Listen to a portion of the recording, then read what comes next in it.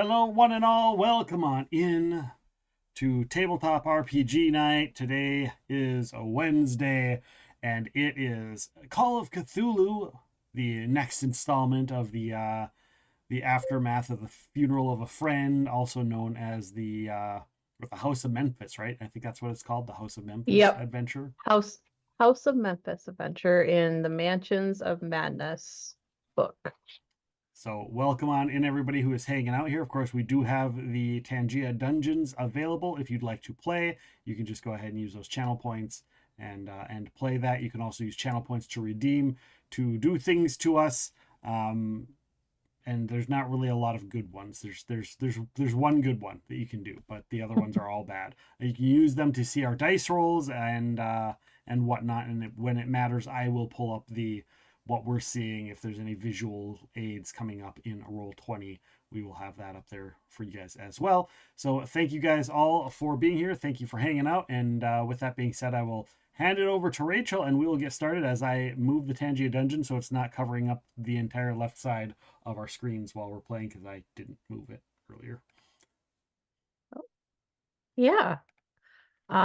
So to recap, this has been several games, so we'll just kind of do real high level. In None More Black, we had one of the investigators, David Wilcox, tragically die a hero, saving the other players.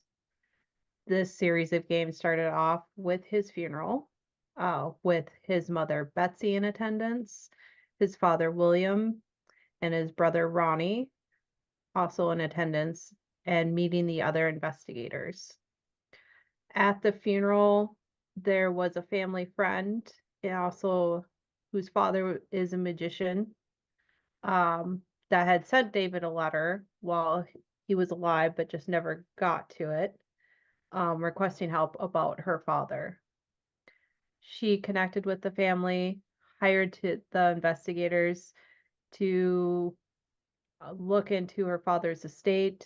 There was a series of murders. 3 individuals were murdered in Memphis's house. And turns out they were burglars that broke into the home, attempted to rob it, but ended up meeting their deaths. The police ruled it as the 3 criminals killing each other, arguing over loot. The investigators looked into this, found that the 3 criminals were actually brothers, the Leary brothers, and that one, they wouldn't have killed each other, and 2, the ways that they had died, it would have been very difficult for them to have murdered each other.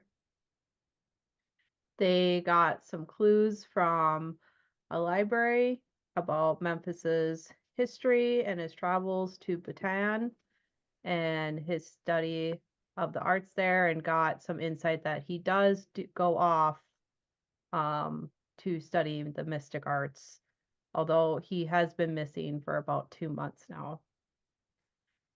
During this time, they also got tickets to see a theater show uh, for a magic show being performed by Harold Hawkins, who is the fiance of Ingrid, and who was also a longtime assistant, and Memphis, the missing magician, Harold is his protege. They found out that the two kind of had a falling out, but not really what the details of that would be. Currently, the investigators they got a key from Ingrid and her attorneys to Memphis's house, and they are exploring the house. They just discovered a storage room off the rotunda going up to the second floor, where they discovered a puzzle box. And inside this puzzle box are these stone orbs that Chris, our geologist, has found is of a material unknown to modern science at this time. Chris pocketed one of the orbs, and the investigators were still in the room when they heard a crash coming from the stairwell of the rotunda. Now I will move everybody to the map.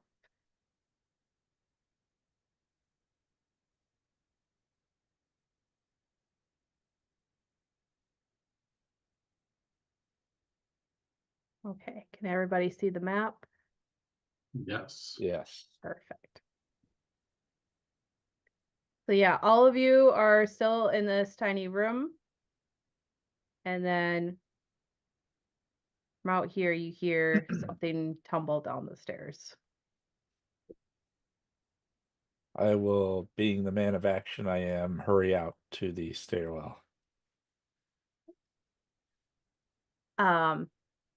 No spot check needed. It's pretty obvious. One of the posters hanging up in the stairwell of Memphis with his assistant Josephine Lynch has come off the wall. It is now in the middle of the stairs. The glass is shattered and it just kind of is like sliding down the rest of the stairs.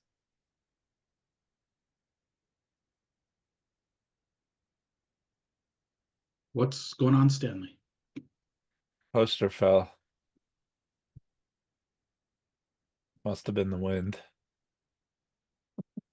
Didn't you say you saw a person running up here? Maybe it was them. Well, there's nobody here. I will walk out as well. What? I can't make it through the. Oh, Well, kind of did. shimmy through the little hallway. Yep. Yeah, I'll just follow behind Stanley. Okay. You both go down the stairs. You see where like the poster was on the wall. Not really a roll needed. It's pretty obvious where there was like the two nails. Well, they're still there where the poster was hanging. Doesn't look like they're loose at all. I'll pick up the poster. Okay. It's nothing really remarkable about it. You can kind of see it looks like it's a poster from a few years ago. And he's in his pharaoh attire. And Josephine is in a black elegant dress. I'll just kind of roll it up. Okay. I want to look at like the smashed up frame. Does it look like the part of the frame where that it hangs on the nail? Like, does that look like broken or damaged? As in, like, that's why it fell?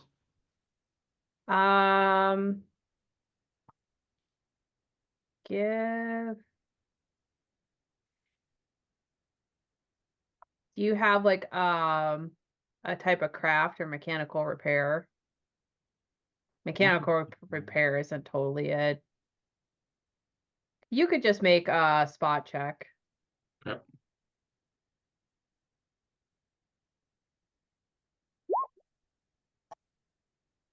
Nope.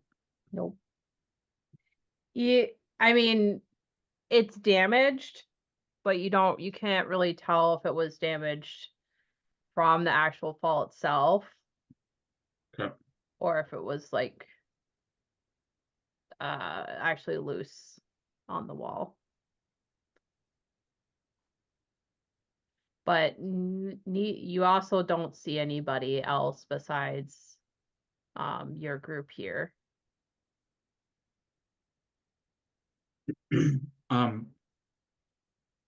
William and I have been here before, right? Because we're friends of the family.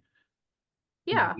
Would I know if they had like a closet or something up here that would have like a dustpan and a broom or something to like clean up the glass?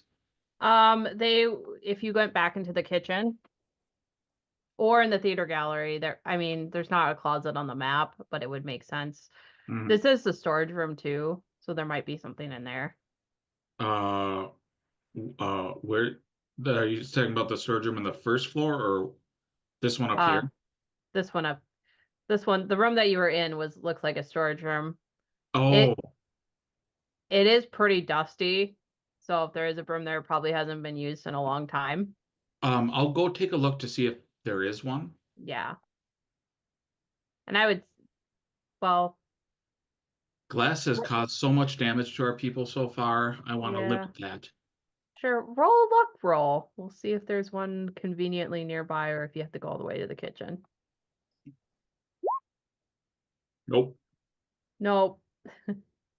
So oddly enough, even though this room is very dusty, you see a duster, but not a broom and dustpan. So you're thinking the kitchen. Yeah. I'm gonna say I'm gonna head down to the kitchen to get something to clean this mess up. We don't want anyone else having a issue with glass today. As I look at Chris. I'm going to take a look in some of these doors and see if that rogue shadow, uh, that person is still here somewhere. Not a lot of places they could have gone. Okay. I'm gonna join my wife just to make sure that Do you have there's some at stuff least on two people glass? together at a time. Yep. Okay. Let me, Matt, do you want me to move you to the first floor? Or Yeah, you- that should probably be easier. Oh, I'll move Betsy. I'm kind of just moving you to the kitchen. Yeah, that works. Um, Ronnie, Melissa, and Chris. What are you three doing?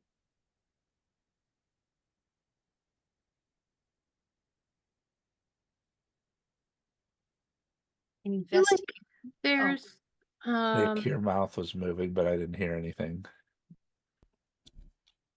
Yep, I was muted, which means you guys didn't hear me earlier either. Nope. Sorry. What was in the box again? Yep. So I'll reread the description. So the puzzle box is a richly carved cabinet the size of about a small hamper. Right. You guys identified its origin as 18th century Bhutan. It looks like there's some scrapes and bangs on the outside, so it recently has been moved. Once you open it, inside the puzzle box is a velvet tray holding 7 spears about the size of oranges. The surfaces have a milky, shifting consistency. So right now there's 6 because Chris has 1. Right. I want to look to see if there's like a false bottom, extra areas, stuff that's might be hidden, any extra like slots or slats or anything we might have missed as far as the box goes, because this is a magician's house.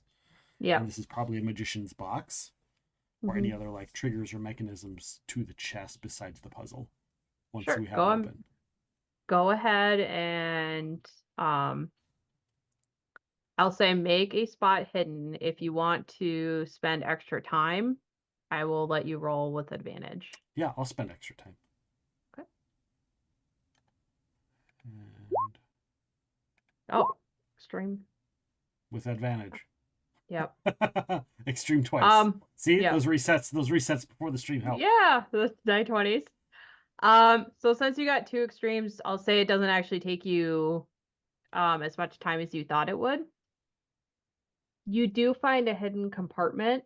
It's in the actual puzzle mechanism. Okay.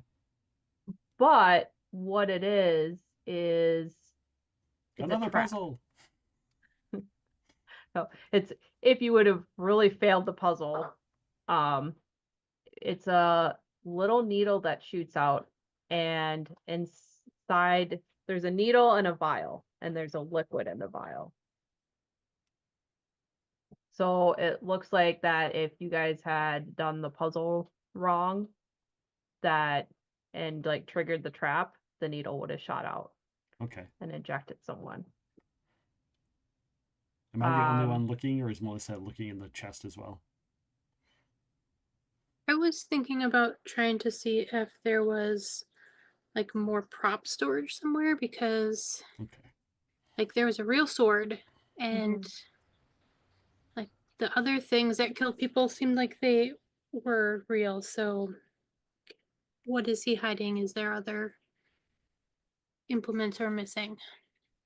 Are you searching this room or are you leaving this room?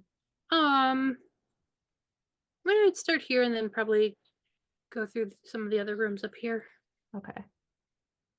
I won't make you roll in this room. Like the puzzle box is the main thing. The rest of it you could go through and it's like accounting journals and more like his business notes. And you can tell from like the level of dust. Like the puzzle box is like pretty much the only thing in this room that's not dusty. Everything else doesn't seem like it's been touched in a while. I will take the needle and the vial out so nobody gets hurt. Go ahead. I'll say go ahead and roll a sleight of hand.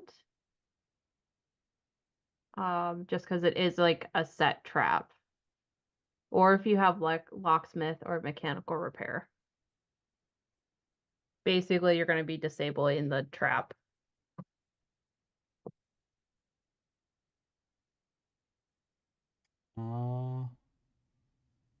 Locksmith or sleight of hand. Are the DCs going to be different depending on which ones we use? Oh, Nope, no, it's it's just not going to because be it's Call of Cthulhu.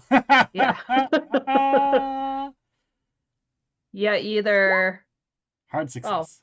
hard success. Yeah. You're able to like definitely shimmy and pull out both the vial and the needle. And basically unscrew it. Nice. And we mark a skill when we get a success and a failure, or a hard failure. When do we mark our skills? Just when you get a success. Okay. So I guess there is DCs. Like I can set like that you have to get something as a hard success or an extreme success. Typically you don't say extreme success, but you can do like a hard success if it's a I just very difficult couldn't task. remember because I thought that the thing automatically checked our boxes for us, but apparently it doesn't do that anymore. Oh. Yeah, it might be because I switched this game over the jump gate. Oh, okay. Well, there we go. So. Which means my spot hit. No, my spot hidden was already checked. Okay. Yeah, Okay, I'll so remove you're- those and I'll look to the two people. Do you guys do identify liquid substances? And I hold up the little vial. I can try. Same. I just set it down. It was in a secret compartment with a needle. I'm guessing it's some sort of poison, so be careful. I got a success on a chemistry check. Hey. I gotta pull it up. Chemistry.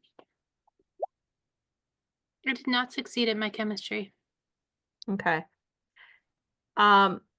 Melissa, you're not sure what this is. You kind of just assume that it's probably some type of poison. Let's see. Chris, you identify this as black lotus powder. Lotus powder. Okay. Yep. It's not even a liquid. See, that's how bad I am at chemistry. I thought it was a liquid. Yeah. Well, we'll just say black lotus liquid. Who wants to keep this? Yep. You know that it's a mild dose, but it would cause the victim to suffer hallucinations. and then eventually collapse unconscious. It could be really useful. I mean, I have my portable science kit. I can store it in there until we get back. Sure. If we need a safe spot. Yeah, it probably shouldn't be carried loose. Yeah. And Ronnie goes, and just for the record, we probably shouldn't have opened the box or taken that out of there because it doesn't belong to us, but we could just say the police did it in their Yeah. investigation. Yep. Okay, just so we're all on the same Yep. page about that. And Ronnie just winks at the two of you.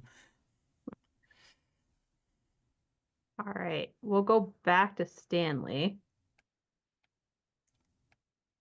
Stanley has moved off and is just starting to swing open doors and kind of look in rooms.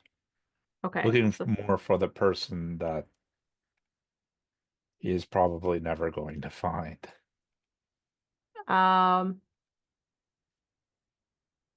Which room do you go into any of the rooms? Well, he will open this one and see what's in. So that one, you open it up, it looks like a sunny and comfortable room with a double bed, wardrobe, basic desk. So, No sign of a person, so he's going to go No. to this one and swing Okay. that one open. this one's another bedroom. This one looks like it's a master bedroom. Well, he sees doors in this one, so somebody could be hiding in like a closet or something. Okay.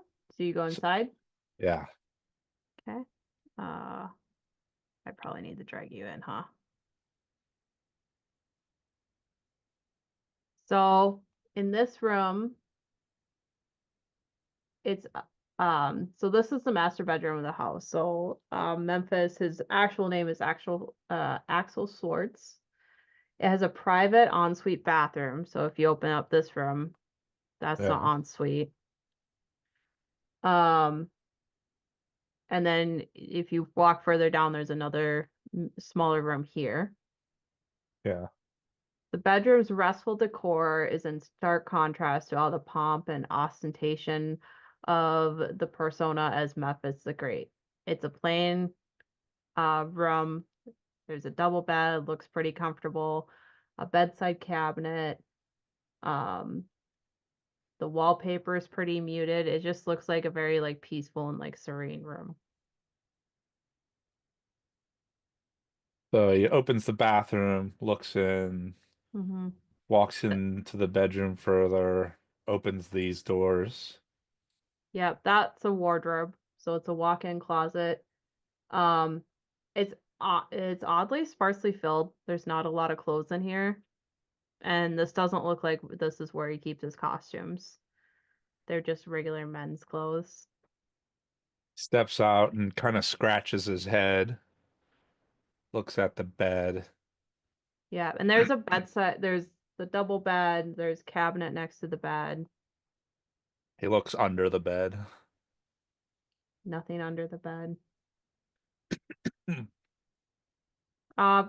Just go ahead and make like a general spot. Yeah, And I'll I guess he's kind of searching the room, so. Oh no. All right. Yeah. I'm not going to have 3 games in a row of bad rolls.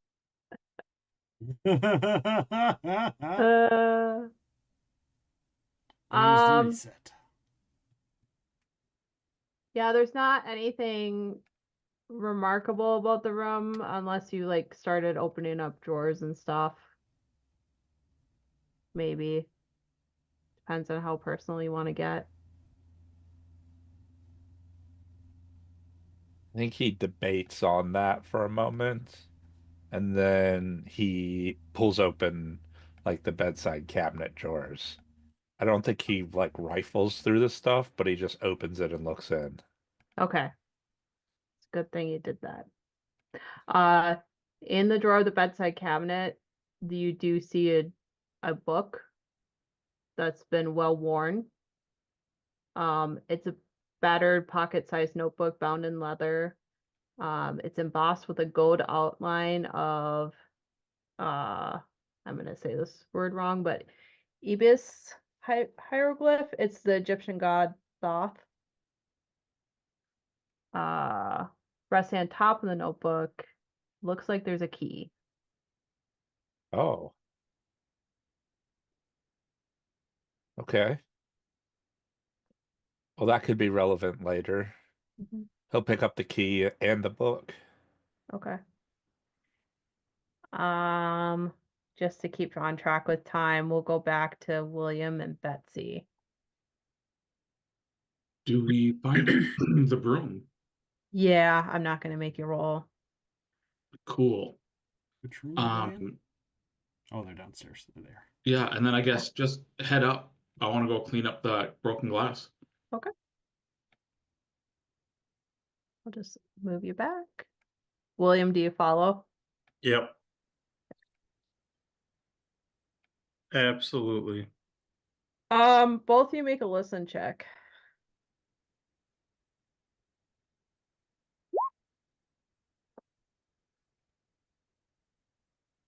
The rolls Sorry. continue.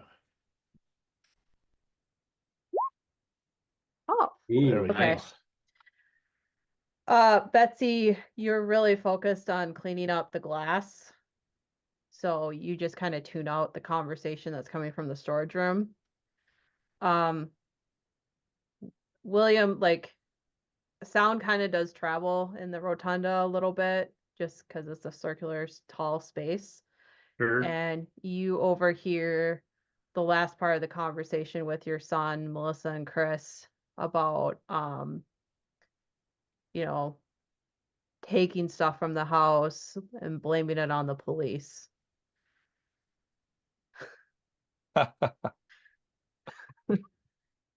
And you hear that specifically from Ronnie. Because bad luck number 3. Okay. Fair enough. Oh.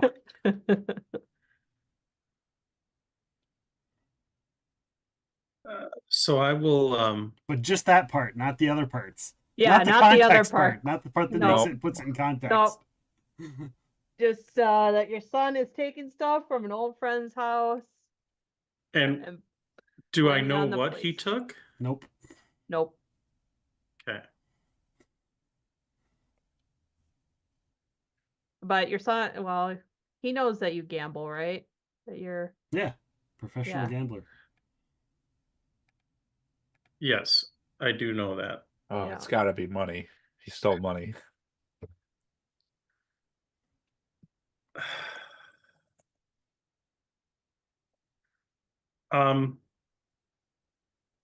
Well, it doesn't look like he's obviously carrying anything, like nothing big or bulky enough to see it. Well, you can't So- really tell too much because he's still in the storage room. Oh, Storage okay. room, you're down the stairs. Yeah. Oddly, you don't hear Chris that's like in the hallway, Okay. but probably because she's facing Ronnie.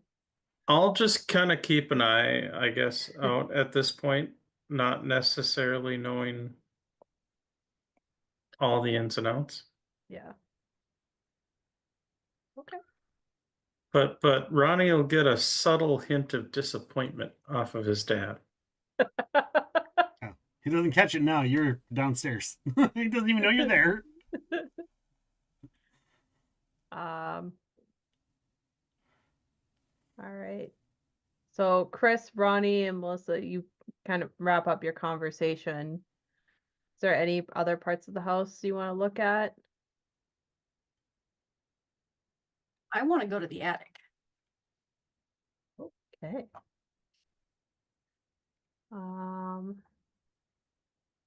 There's an attic? Yeah, the Well, stairs go continue. upward. So Oh, That Yeah, I should seems like a probably put- logical place to keep other okay. bits of your magic show that are maybe real. Yeah, I mean, there Oh. was nothing in the basement, so. I would go with. Okay. I will head up too. Yeah, I guess I'll go then. Before Chris goes, I'll go. We should probably put the ball back in the chest. What bomb? The one you took. I have no idea what you're talking about.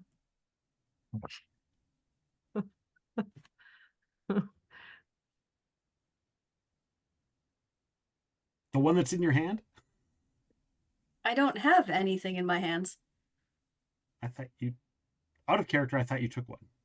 Oh, I absolutely did. She Out of did. character, She absolutely pocketed I it, did. I think. Yeah. Oh, gotcha. It's just away. I put it away.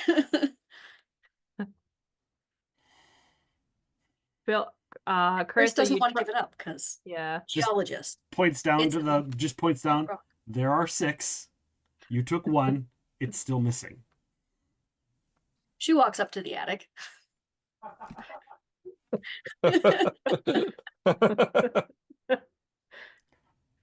I mean, nope. No psychology roll needed. She has it. Yeah. Yep. She's not giving it back. Not Yep. anymore. Oh, can Oh. I try to do something against that? Would that be like a hard spot hidden or something like Yeah, that? I would say try to get a hard spot hidden to be able to see what he's doing. A success, but not a hard one. Not a hard one. You don't want to spend 20 luck. Oh No. my god. No. I guess. Can I make a spot hidden to maybe see this? going on? Oh, gonna see. Yes, I will give you advantage. But you would have heard the Actually- conversation. You would have heard me say Oh. that. He got I it. want the rock, He got damn it. it. So the fourth play of bad luck comes into play. You kind of are like so focused on like what happened before that you miss the like what Chris and Ronnie were actually talking about, and you see Ronnie like going to pickpocket Chris. That's fine. I'll wait for him to successfully do that, Okay. and then I'll pick it out of his pocket. Oh, I don't put it in my pocket. I put it in the chest. Oh, okay. So he's returning it. Okay, my Yeah, apologies. I put it in the chest, and then I close the chest. Okay. Chris is going to be so pissed later. Yeah. She needs And to study so the then- space rock. So then instead of me doing anything, I'll just like when Ronnie is done and locks the chest up and turns around, I just give him a little grin and a slight nod and then leave it at that. Okay. So who's all going to the attic? Betsy. Wherever Betsy goes, William's going too. Okay. Melissa, you're going to the attic. Yes. Ronnie, are you going to the attic or are you gonna stay? You know that Stanley's on the second floor. Um, And at this point, you can probably hear Stanley. I'm assuming you're coming out of the bedroom, Stanley. Dump, dump, dump, dump. I don't like. Ronnie doesn't even know why we're searching these other rooms, other than we found the thing and it intrigued him. So I guess Ronnie just kind of stays in the stairwell and checks to see like if they need me, I can go up. If Stanley needs someone, I can hear what's going on and I can come down. Actually, I'll sit at the bottom of the stairs and I'll just tell everyone, yell down if you need me for something. Okay. Will do.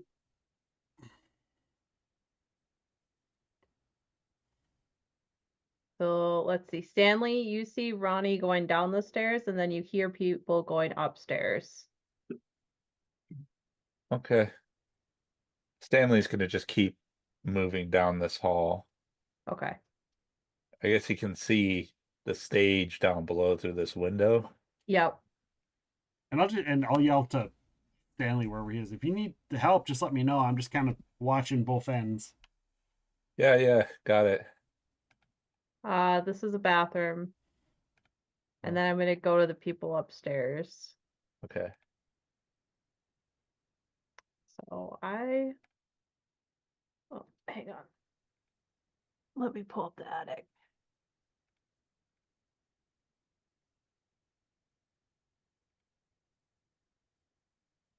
I read one thing. Everybody heading to the attic, make a spot check.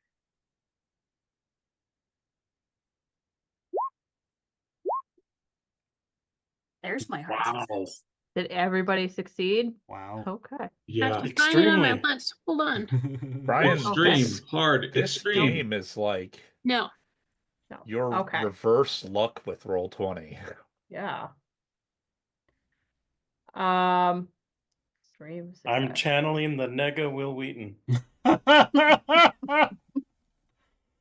So, above the stairs at the top, guarding the entrance to the attic, there's an eye inscribed into the woodwork. Because William and Betsy both got extreme successes, I will let you guys make either probably a mythos check.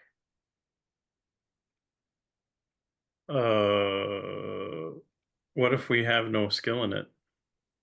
Do you have like a 0-1? No, I have 0 in Cthulhu Mythos. Oh. You should I have an a- occult of 25. Oh, do the occult. Yeah, I'm like, I have an occult of 5, but a Cthulhu mythos of 0. I have failed. I have as well. Neither one of you know what that eye represents. I will point it out though. Yeah. Like, well, that's strange. Did he use that in any of his magical performances? Not- Not that I mean, like is it like the Ankh eye kind of thing? Like Let me just like a double check. pharaoh eye kind of thing, or is it like just an eyeball?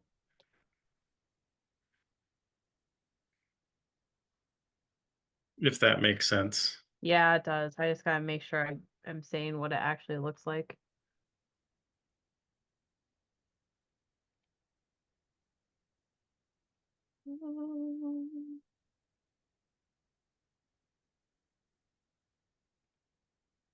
That's okay. I'm listening.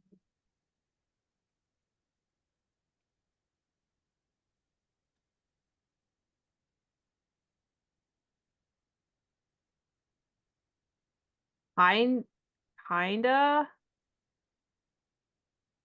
It's like kind of vaguely reminiscent, but it's not anything that he normally uses in his shows or on his designs. I don't think so, dear. Like or at least that it's not a design that I recognize, and admittedly he's been Memphis for long enough. I doubt he would change his brand, Oh, for that lack does of a make better sense. term. Huh. Wonder So what else I might, doubt yeah. it. Guess keep walking up. Yeah. You guys go through the door. So I will have Betsy and William make a POW roll. Which roll? It's a POW roll. Like pow. Oh, Power? Yeah. Holy Okay. crap. Please. You're both fine. Nice.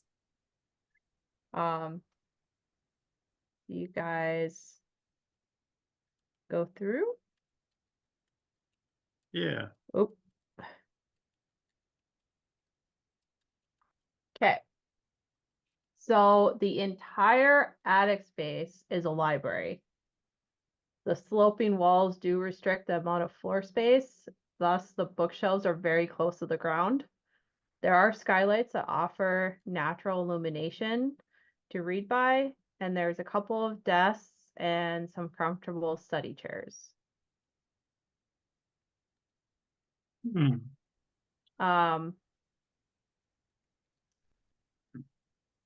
You guys can spend some time looking through. You guys do know that you probably have another 10 minutes or so before you need to start heading to the magic show. Yeah, I think I'll take the time to look through here for that 10 minutes.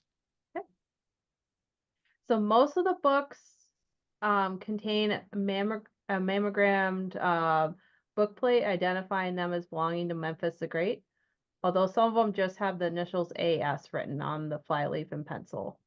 Mammogrammed? Yeah, or like monogrammed. I might be Monogram. wrong. Monogram. Okay. Slight difference. I was sitting here, I was like, I don't think that means what you think it means. No.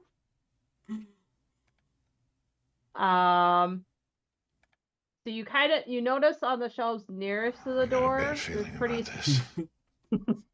Geez, There's Memphis, they're really great. yeah. Up here you get to have a mammogram. Surprise. On the shelves nearest to the door are standard works of historical and oh my gosh, I'm gonna say another word. Anthropological interest, whatever. Halfway in, abruptly, the collection turns into books about theatrical magic. Many are contemporary, but there are some mixed with older volumes. I would say everybody in here, because we're only doing like 10 minutes, can either make a spot hidden or library use check, but it has to be a hard success.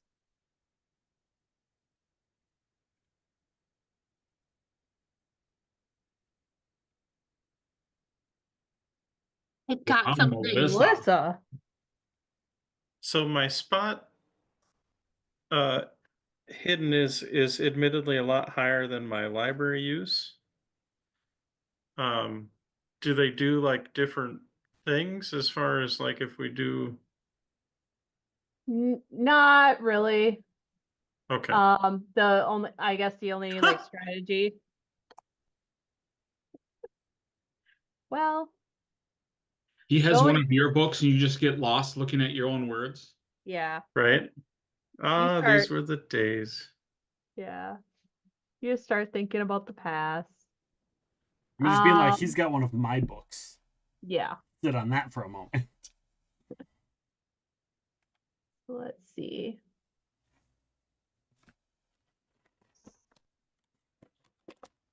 So Chris got an extreme two extreme successes. Okay. So there is a 1665 edition of The Discovery of Witchcraft. It's an expose on the work of medieval charlatans, and it was the first published book on magic. So Melissa, you find that. Okay, I'll take that so I can study it And then later Chris, tomorrow. you find a 15th century tome in English called The Book of Ebon.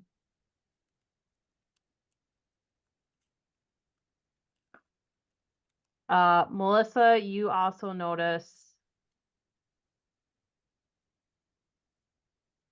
you kind of notice that the pocket that Chris had that orb in looks empty.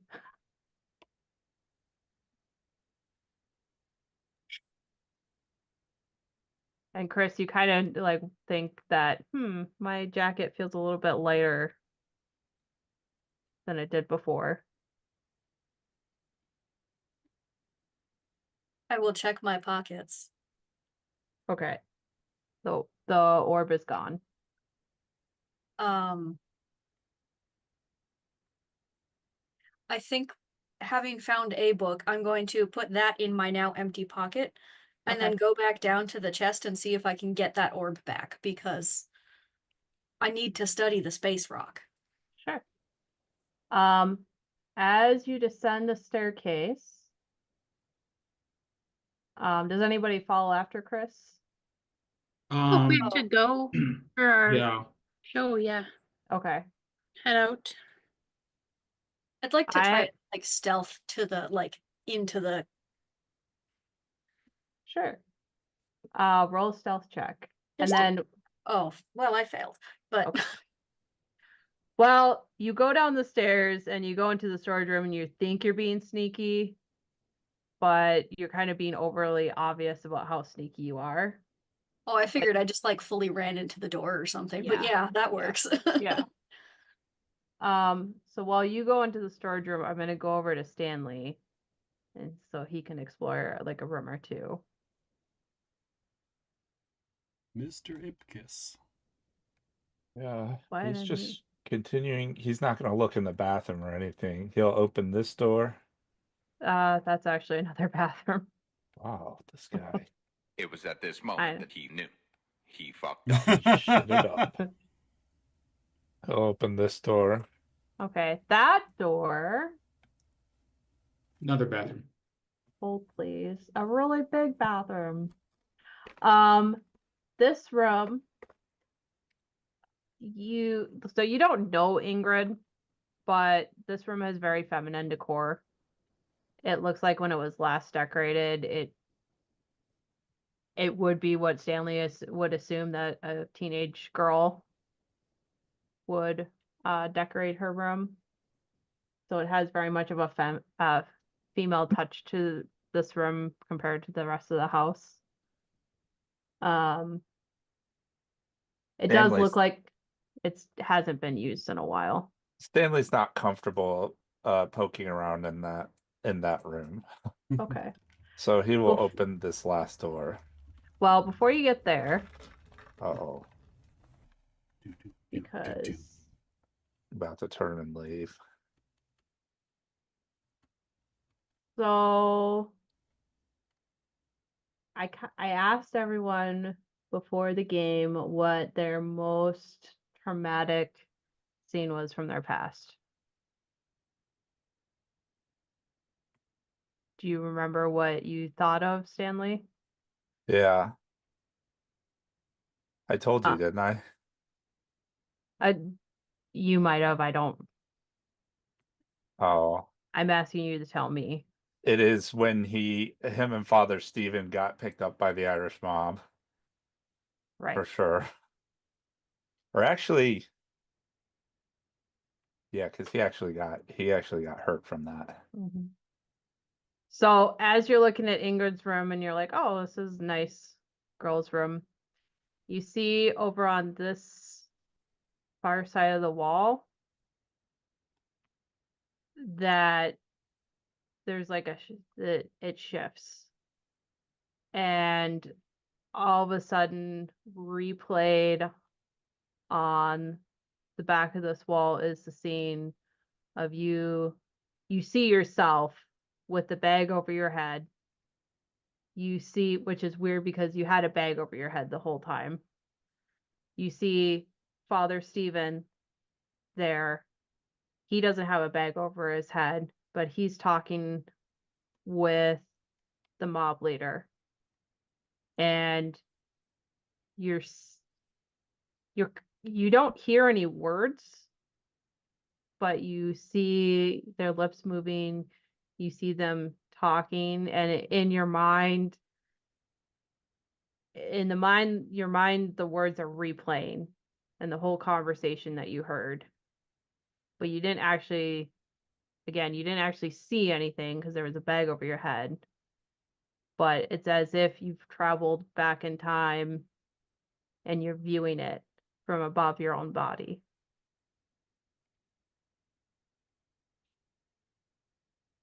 Go ahead and make a sanity roll.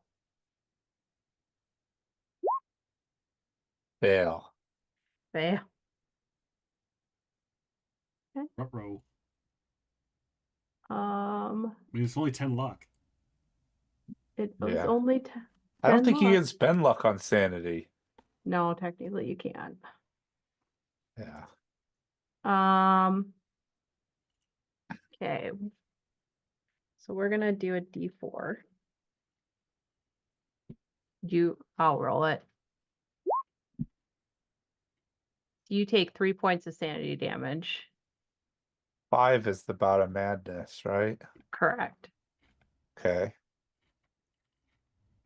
I- So think Stanley like drops the poster that was in his hand and he kind of like shouts out, "What the?" Well, he says in a clear voice, he's not yelling, just, "What the?"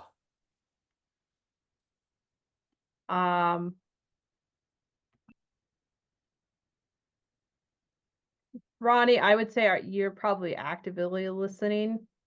Yeah. Well, I'm You- up and down the stairs, or down the Yeah. hallway and up watching up the stairs. You would hear Stanley. Okay. Well, I've got the only way to open that chest, so I'm not too worried about Chris. So I'll go check on Stanley.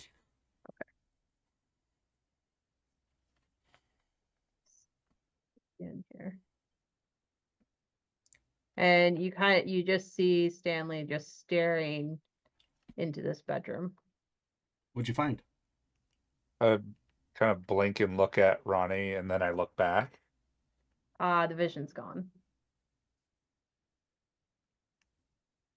And I walk up and I'll look. Girls' room? Yeah, they can get some weird stuff sometimes. Yeah. You never Weird. know what kind of stuff they'll have.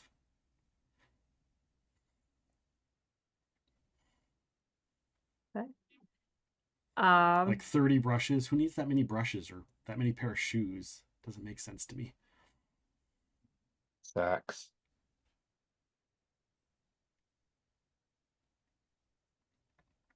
And I'm gonna say, Chris, about this time you were able to get into the storage room.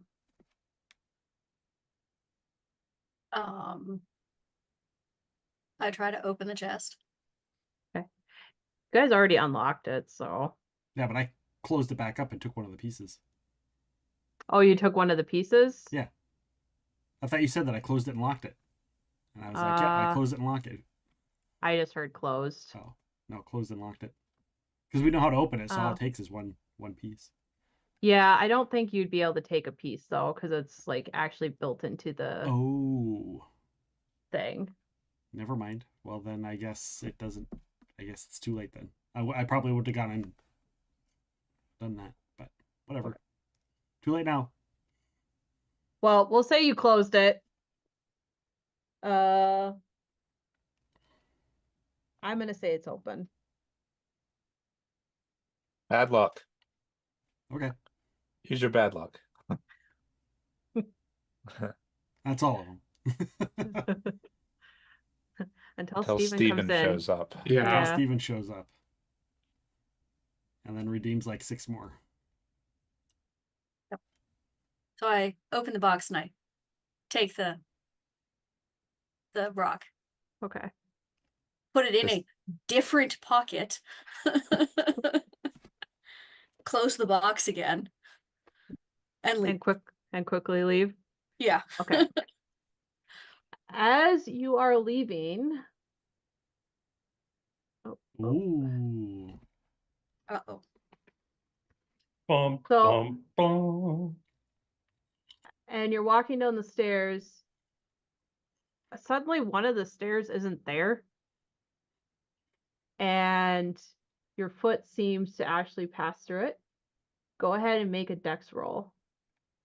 Oh shit. I Uh-oh. failed.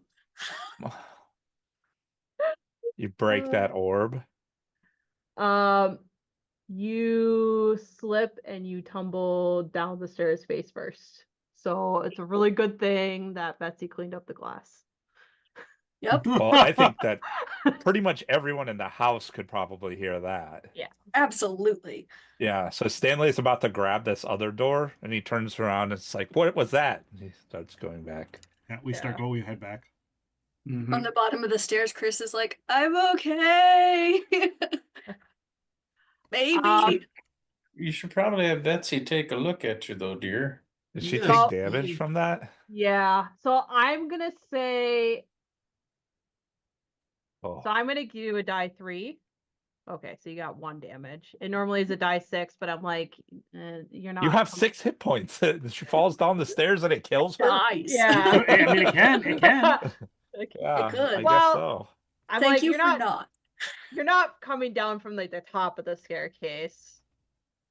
I'm like, you're halfway. Thank you for not killing me.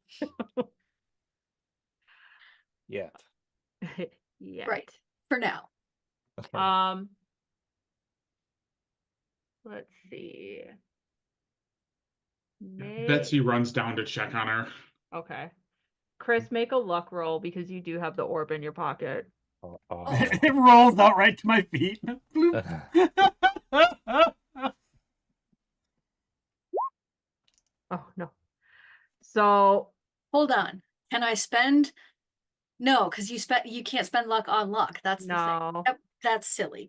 Damn it. So you do land slightly on the orb. Okay. It doesn't break, but you feel like it shift and you're pretty sure it cracked a little bit. I'm Oh, okay no. with that. That'll make it easier to study. Yeah. That's how you let out the bad things. Where demons Probably. come from. Yeah.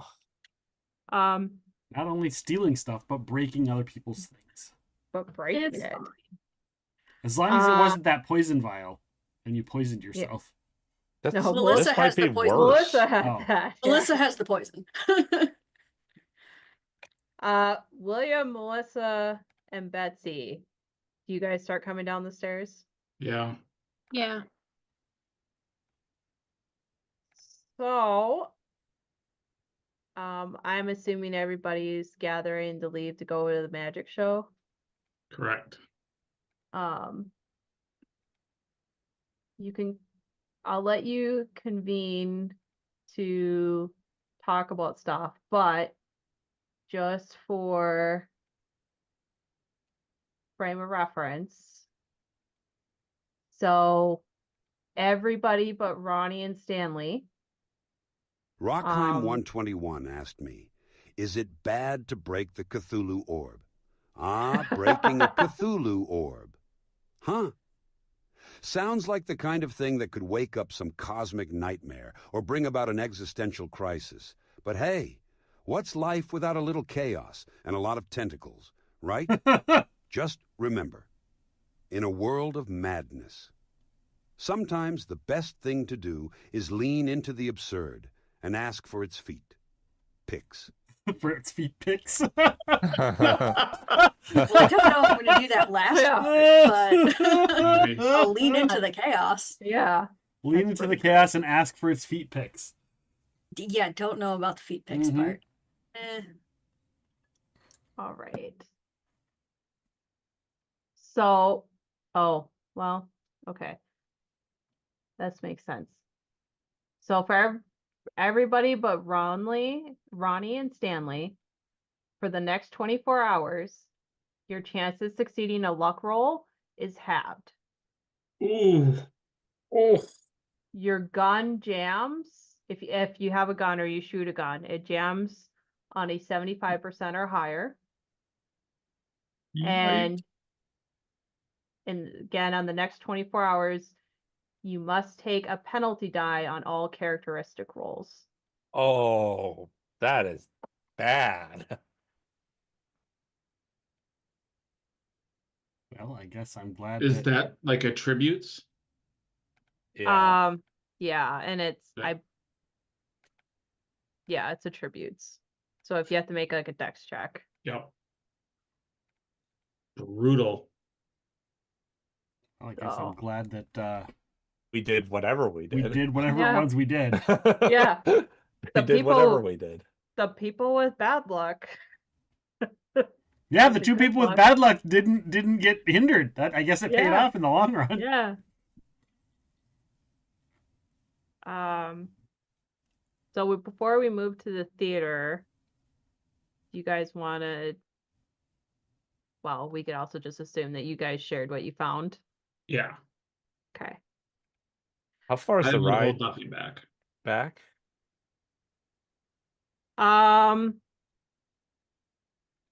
I would say it's about 20 minutes. So I will say, so like Stanley has a key. Yeah. And then you have the journal. The journal is several pages and looks about 80% full. Okay.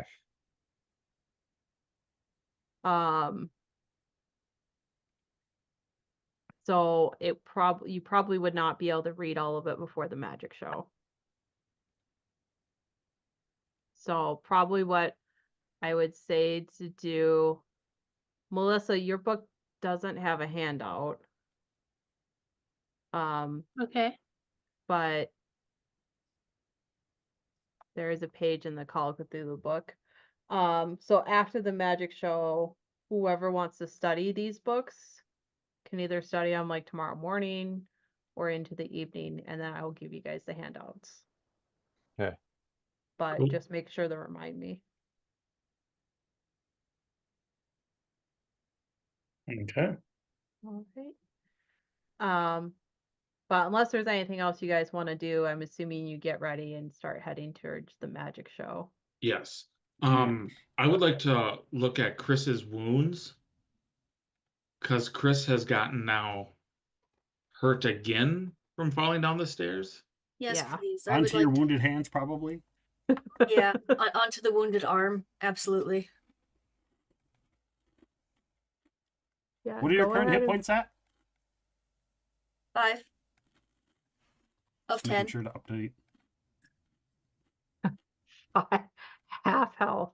So Yep. you're officially bloodied. And Oh, my yeah. sanity is down to 46. Yep, I did get that. So I'm guessing since Betsy is trading, William is driving. Mm-hmm. That would Sure. probably make sense. William, are you just going back to the magic shop or are you dropping people off? I guess you probably don't know where people live. Oh, how much time do we have until the actual? I was kind of giving you guys like an hour. Okay. Before we went off in our separate directions, were we at the magic shop? Yeah, I think you all met up there. So yeah, then I guess I would go back to the magic shop so that way people can get their vehicles or whatever. How Yeah. cute of you to And, assume that we all have vehicles. Stanley will walk home. He'll use that time to kind of start reading the book. Okay. Mm. And then maybe he doesn't have to be up so late. Yeah. Just for ease of reference, I'll just give you all the information at once. Yeah, you can give it later. Yeah. All right. So the rest of you get ready and go. And I'm just gonna again say for ease of reference, like you either all go together in the truck or, get a cab if We got needed. Daisy now. Yep. All right. So there's not really too much art for this. Oh, but they have But- art of the one-off characters that Yeah. Characters So I that found only have this theater. characters that only have one eye, Yeah. All right, let me close some tabs.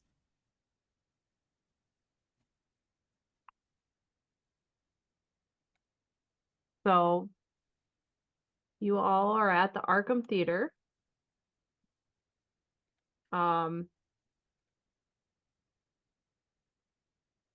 So it's a 1914 building in a colonial style. There's a decent crowd but you come to the show and it's definitely not sold out, which kind of flags as a little bit odd.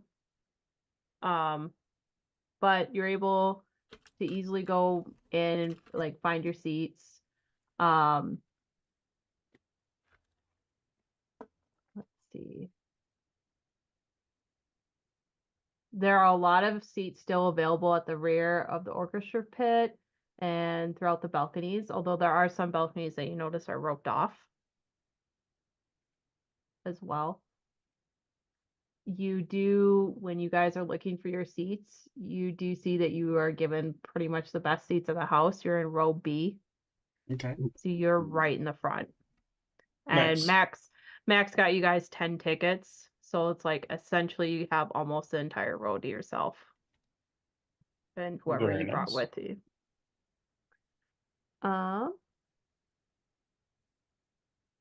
So as the show starts, I'll go ahead and play my fun music.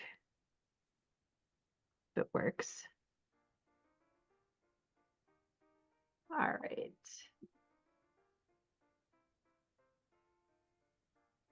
So as the show starts, the house lights grow dark. There's a silent cue to the audience that the show will begin momentarily. A single spotlight flickers on a velvet draped stage. There is a beat of silence before suddenly the curtains open to a brightly lit stage that has the backdrop of the Leaning Tower of Pisa. Already in mid-tumbles, a group of acrobats showcase their well-rehearsed stunts. Two men stand on either side of the stage, juggling bowling pins, while the others bound across the stage doing various tumbles and cartwheels. In the midst of the chaos, seemingly floating up from the floor in between the juggling men, a tall man in a top hat with a long dark cape with arms outstretched widely towards the crowd. He calls out in a booming voice with a semi-Italian accent, "Ah, buonasera, ladies and gentlemen." He pauses, flashing the audience a charming grin. "You are most lucky tonight, see. You are to witness the greatest spectacles of this side of Roma." He coughs once, likely to reset his accent. "I am Max Marvello, master of illusions, connoisseur of mysteries, and your humble host for this evening's festivities." With that, the man bows flamboyantly, pausing for a long moment before snapping his fingers. When the snap happens, what the audience thought were bowling pins turns out to be torches that are now lit with flames. The audience gasps as Max stands up with a wink and a grin. "Tonight, with the aid of the tumblers extraordinaires, we will reach beyond the veils of reality. But it does not end with us, senors and senoritas, for we are just the opening act. After you will see the world travel, and some say handsome, Harold Hawkins. He shall play with a time and a space to perform a feat few have ever dreamed possible." What feat, do you ask? Well, that is a surprise, yes?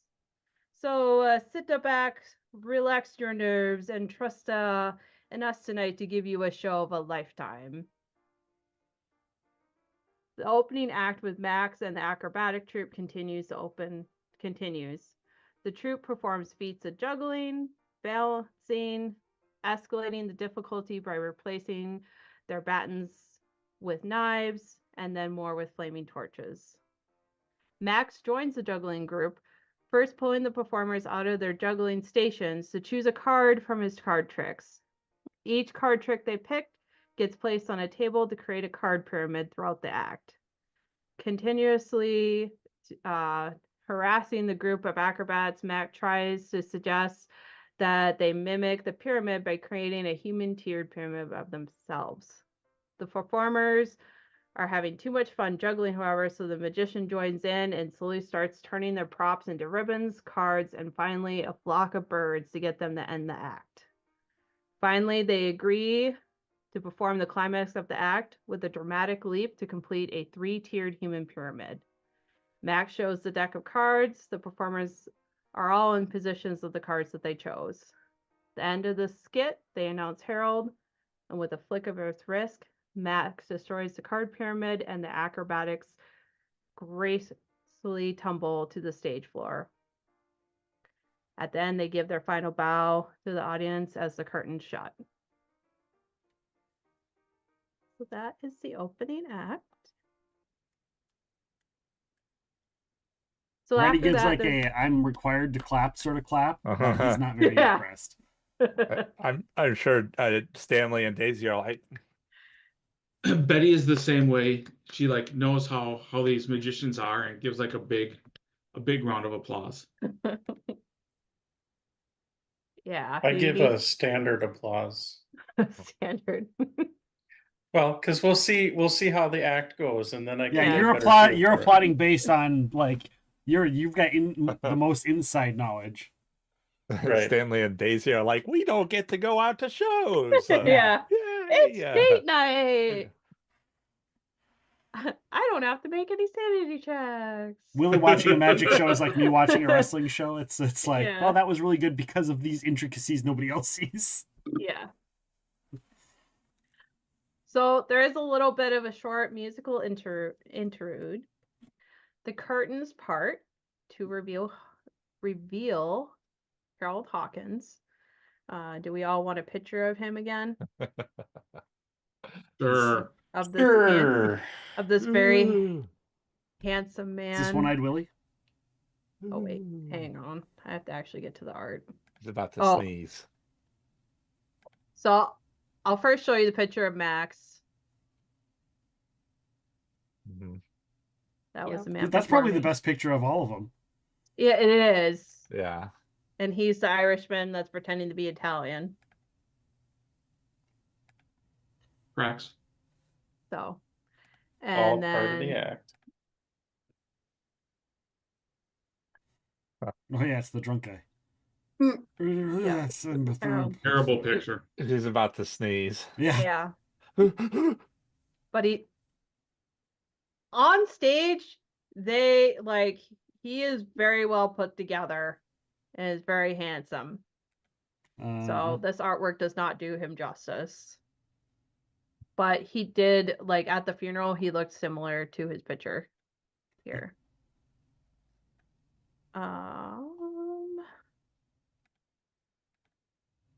Okay. So Harold comes out on stage, dressed very elegantly in white tie and tails. Behind him, the stage is completely bare. You can even see the building's brick walls are visible. He steps through the open curtains, and then the curtains close behind him. And with a brief wave of his hands, he begins a silent billiard ball manipulation routine. He holds the ball between his two fingers, transferring it up and down his spread fingers, slowly at first, and then with incredible speed. The ball defies gravity for a few seconds, rolling along the underside of his hand. It changes color. A second ball appears. The balls jump invisibly from hand to hand. A third ball appears and then a fourth. Finally, Harold Hawkins catches a top hat thrown from the wings of the stage, drops the 4 balls into it, casually turning it over and dropping it on his head. As he takes applause and steps back, the curtains part behind him, and the entire stage is now draped in an exotic arrangement of colorful fabrics, evoking an Arabian palace, with cabinets and couches arranged in an arc facing the audience. The effect is achieved through conventional theater stagecraft and painstaking rehearsal, but it's still impressive nonetheless. Applaud again. I do have... Pretty well that's applause for kinda release loud. that time. Yeah. There, we'll turn it down a little bit. What are we turning down? I don't hear anything. Oh, you don't? Mm-mm. Of course. I heard this some one's- music, I but heard Yeah, I I may heard have it. turned it down too far. Okay, now can you guys hear it? Yes. Yes. Yep. Okay. I'm like, so let's see. So Hawking speaks for the first time and welcomes the audience to his humble abode. He looks over at the audience and everybody make me a luck roll. Right, and mine tabbed. Fumble. Whoa, even I failed. William. One away from succeeding. Okay. But does it figure out? Oh, because of the penalty die. Oh, that's right. It's a penalty die, not a. Mhm. How do we? No, luck roll is half, and I don't know how to make that happen. Oh, you just like you would have a 26, 27. All right. So So fail. So William makes it though. William makes it. She would need to make a 27 to succeed. Is that Yeah. what she said? Oh. Yeah. Yeesh. So technically Betsy failed Mm-hmm. and Chris got a fumble. So let's see.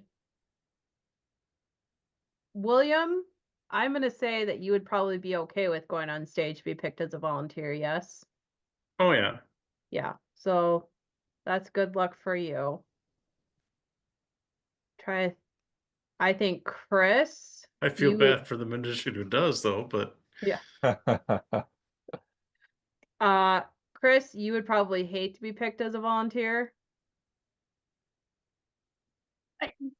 I mean, I feel like Chris would be more open to it than I would. But I don't think she would enjoy it generally. Okay. So I'm going to say because Chris got a fumble, she's picked as a volunteer. And Great. because I feel like William would actually enjoy that and he succeeded on luck, that he gets picked as a volunteer. Okay. So seems kind of shady that there's two volunteers picked from the same role, but whatever. So Okay. Harold comes over and asks for a couple volunteers to take a tour of his lovely home so he can show some of his collections from his world travels. And you're both brought onto the stage. Okay. And he starts talking about how he got this cabinet that's a puzzle box. I got it from Shanghai at a flea market. This vase I got from Morocco from an art collector there. And he starts going off about like the different scenery and all about his travels. And he reaches for a low, deep box on wheels and he's going to move it over and he notices another fine antique Chinese vase has been knocked from its surface. And the flowers that were there, all these lilies, tumbled out and were trampled on the floor. And he's like, oh, this is terrible. Edith, come out here, please. And quickly coming from the back of the stage, a maid dressed in costume, a worried looking assistant comes out and he berates her loudly. And it's clearly all an act. And he says, Edith, this is a mess. This is not, I have guests over. This is just terrible. This is like the last straw. It's just, we're going to have to like part ways. And as punishment, he opens up the box and says, please lie in here now as we part ways. And she gets in the box and he has her lie down and then closes the lid. And he'll look over at the male volunteer and say, will you please go to the head of the box to stable this part of the box as it's on wheels? and make sure it's steady. And then he'll point over to Chris and he's saying, can you go to the foot of the box and make sure that part is steady as well? Sure. I do the thing. Okay. So as you both are holding the box, he takes out a saw blade and he starts to perform the trick of sawing the lady in half. And so, Oh boy. let's see. So he continues to saw the lady in half and splits the cabinet in two. And he looks at his two volunteers and says, can you please pull the boxes apart? And as you pull the boxes apart, it gives the illusion of his poor assistant being sawed in half. And he peeks inside the separated ends, visibly blanches, and then moves the two parts so that they're clearly separated. And he goes, it's so difficult to find good staff, and I'm so sorry that I have to part with them. And then he restores the box, opens the lid, and then helps his assistant out. She is unharmed and forgiven. And the whole audience cheers. Go ahead. Let's see. Oh, as the I saw audience cheers.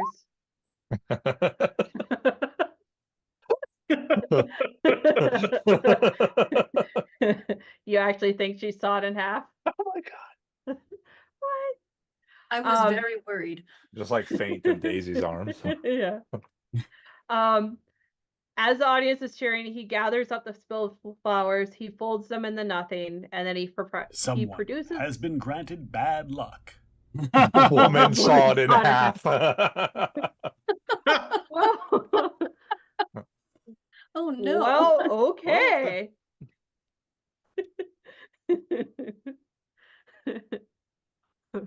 We'll hold on that. He folds the flowers into nothing, and then with a flourish of his hands, he produces a fresh bouquet and he gives them over to Chris. Chris, well, you notice you still have the cracked orb in your pocket. Mm-hmm. I put this away. I didn't have time to drop it off in my lab. No. Okay. It's in my pocket. Yep. Not this one. I closed all my tabs and I shouldn't have. Oh no. I hate when that happens. Oh, no, but it was this one. Hang on.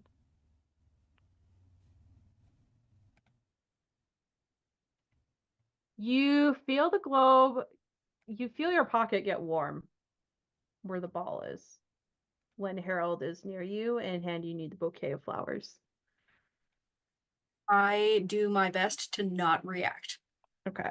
I file that information away as a, that's very interesting and I should investigate that later. Yeah. And Harold's none the wiser. He's in performance mode right now. And Good. he's thanking both of you for, playing along with things. And as both of you are leaving the stage, Chris and William, you can make a spot hidden roll with a normal difficulty. Those in the audience make a spot hidden roll with a hard difficulty. So Chris, the AI said to lean into the chaos, so pull out the orb while he hands you the flowers and see what he does.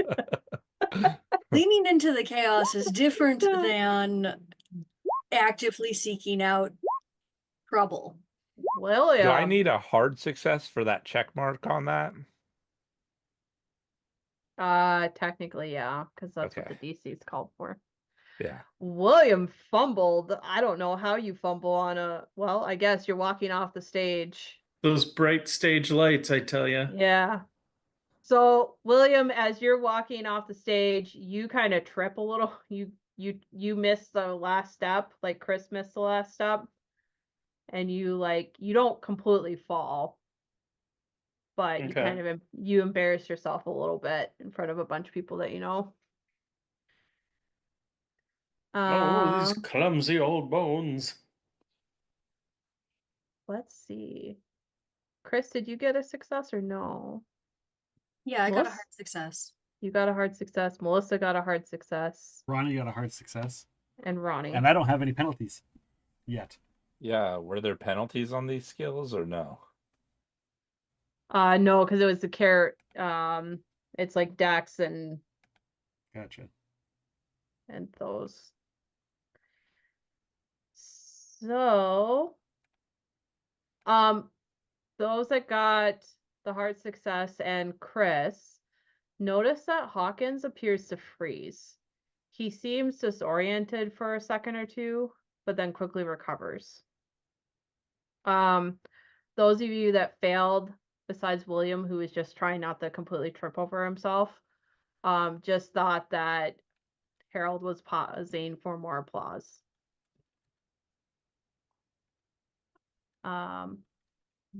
The program continues. He continues with various illusions and some light comedy.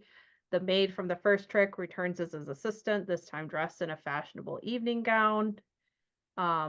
Harold continues to perform confidently, but isn't as good as Memphis is. Not until his kind of climax trick. Giggity. So, in the middle of his show, there are two intricately decorated and large upright wooden cabinets that are being wheeled on stage. And they're wheeled to either sides of the stage. And you can see clearly that there's enough clearance underneath each box to show that there's no trapdoor. And there's no has been cables. granted bad luck. Oh. DM's choice or the next critical fumble range is doubled. DM's choice. Okay, I'm gonna save that one for just like We won't even know. It will be like, we're gonna pick you. Yep. So, Let's see. Each door to these cabinets are positioned to face the opposite wings of the stage. And both Harold and his assistant each open a door to the box, and inside there's a dim, eerie glow that emanates from the cabinet's interiors. Anybody or everybody in the club can make. So you can first make a spot hidden, and then if you make that, you can make either an archaeology or history roll.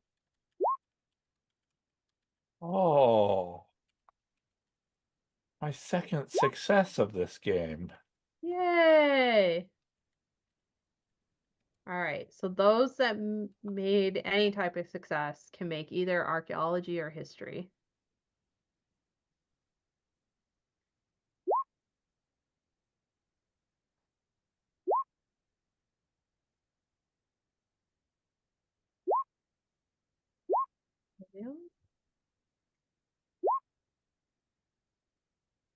Dang, Stanley. Oh, par for the course. Okay, I think that was everyone. So everybody that made the spot hidden, you see some carvings on the side of the boxes, but you can't really tell what they are. No. William, this makes a lot of sense that you notice this. The carvings are Egyptian style. okay. And you realize that the carvings have been painted black. So the entire cabinets have been painted black. And it's been purposely painted black to hide what the carvings are. Interesting. And you kind of notice that they're very similar to cabinets that Memphis had. Okay. And then kind of like as you're looking at that, there's people in the balconies of the theater that also open up the roped off curtains that see that there's two more boxes in the balconies. So there's a total of 4 boxes. Interesting. Okay. Hawkins begins to talk about, the demands of being on long tours and how much he misses his family while he's abroad. And he does a show every night, and the extended travel time, the return home from cultured Europe capitals and the bustling streets of Morocco and Cairo. And like, sure, you can, like, I tried crocheting during the long sea voyages. That wasn't really my thing. I don't like how if I go on a plane, the air travel like makes my stomach upset. So instead, I invented a way to return home instantly to visit family and pick up any small items I might have forgotten. Hawkins then pats one of the cabinets and walks over to the edge of the stage. All I have to do is leave one cabinet at home and the other on tour. And then, he declares, I simply have to do this. Hawkins then turns and Someone runs at one has of the been granted cabinets. bad luck. Knew it was coming. Ronnie! I Oh, knew it was God. coming. I just cleared up Steven! from the last game. Welcome in, Steven. Steven! I'm next. So he runs at one cabinet,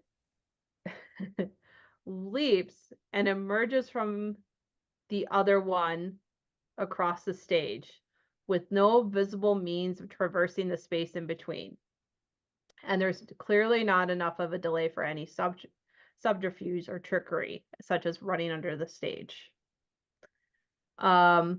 He continues to act by Someone's turning been given around. extra skill dice. Oh. Whoa, Stanley! Am I going to get my 3rd check mark?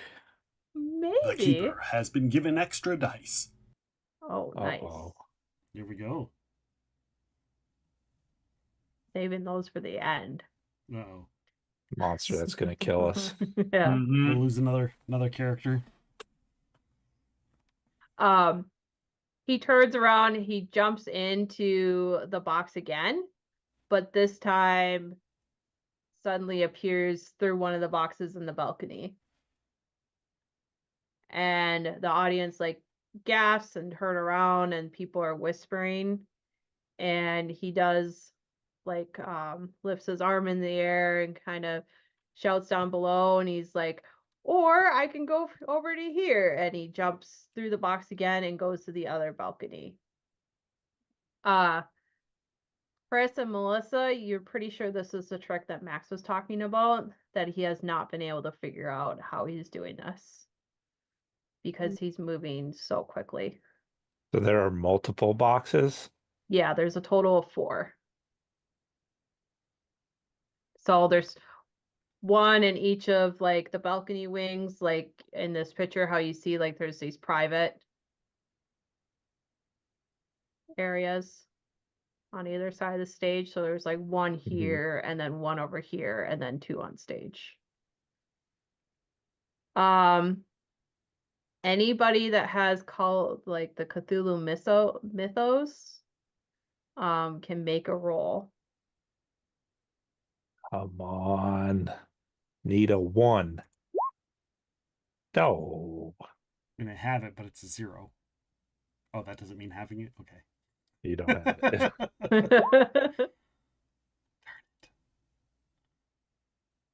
I tried. Let's see. William and Betsy, I'd let you do a occult roll, and depending on how high you get, or how, if you get a hard success or a regular success or extreme success, I'll give you information. Oh, makes sense. None of us can piece it together either. Mm-mm. Betsy leans Is- over to her husband. That's really good, wasn't it? That was amazing. And he kind of just keeps doing that for a little bit, and it's very like, it's almost like you feel dizzy. And it's really cool on one hand, but it also just does not sit right. How many boxes do we see in total? 4. Sweetie, And- remind me we should look up the birth records to see how many triplets or quadruplets there were. Okay.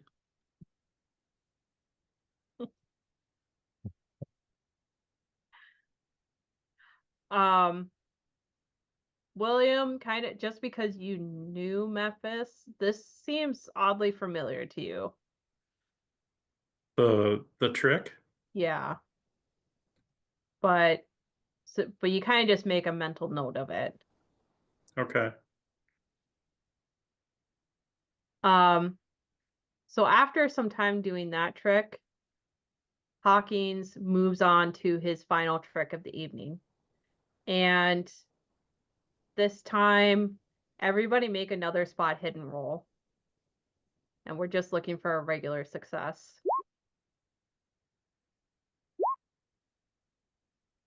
Someone has been granted bad luck.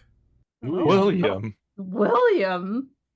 He said he said all of the Wilcoxes are William. getting bad luck earlier. So. Jonathan. So do I What?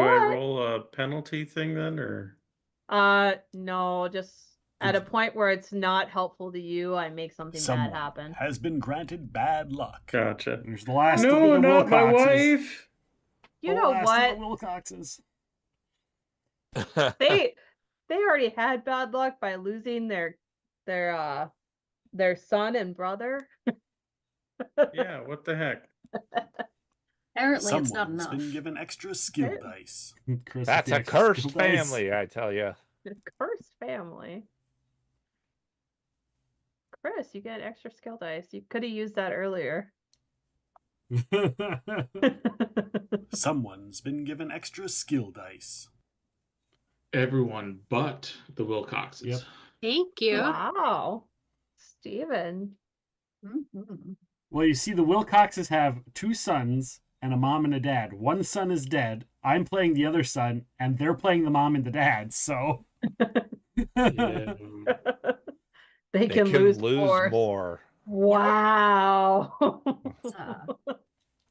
someone has been granted bad luck. Now I've got 2. Gosh, Now I've got 2. Ronnie. People are just out to get you, Ronnie. I know. Watching the chat interact with Ronnie is like watching an episode of Sneaky Pete. Yeah. This is 6 bad lucks in 2 games. Yeah. So far. We're only an hour and 48 in, so I know. All right. So moving to the final trick, and let's see.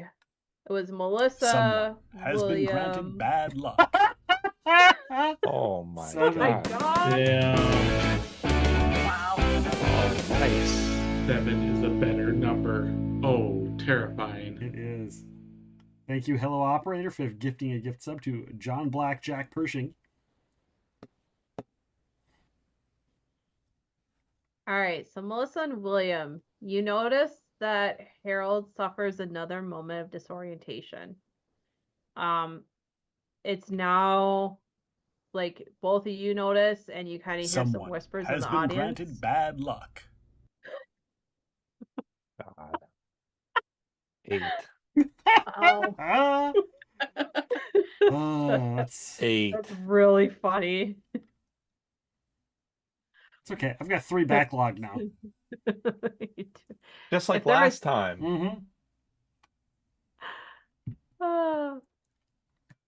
Okay. 13. Yeah. Should we go for 13 now? Oh boy. You're gonna die from a paper cut. Maybe. Is his No. disorientation like his picture is? When Yeah, a he's little bit. disoriented, he makes Yeah. that face. Yeah, pretty much. Should I post it for the chat again? Someone has been granted bad luck. Oh Lord. Oh. He's already dead. He's already Stop dead. it! He's already dead. There you go. Oh. That's how Harold looks right now. How he looks up on stage. Yep. Adrian. Hope you guys were planning on making this series. It is. I mean, it has been. It's just not a like very specific when we I'm get gonna it. like lean over to Betsy, even if I have to like, you know, lean in front of people. Just be like, I think we need to go see Harold after. He might need a nurse. He's looking a little, Looking a little rough. yeah. Oh, he is? I'll try to look at him like a little closer. Okay. I got my medicine bag in the car. I should go grab it quick. And then we can go see if he needs help. Good eye. Good guy, Melissa. Are you getting up to leave the show now, or are you gonna wait?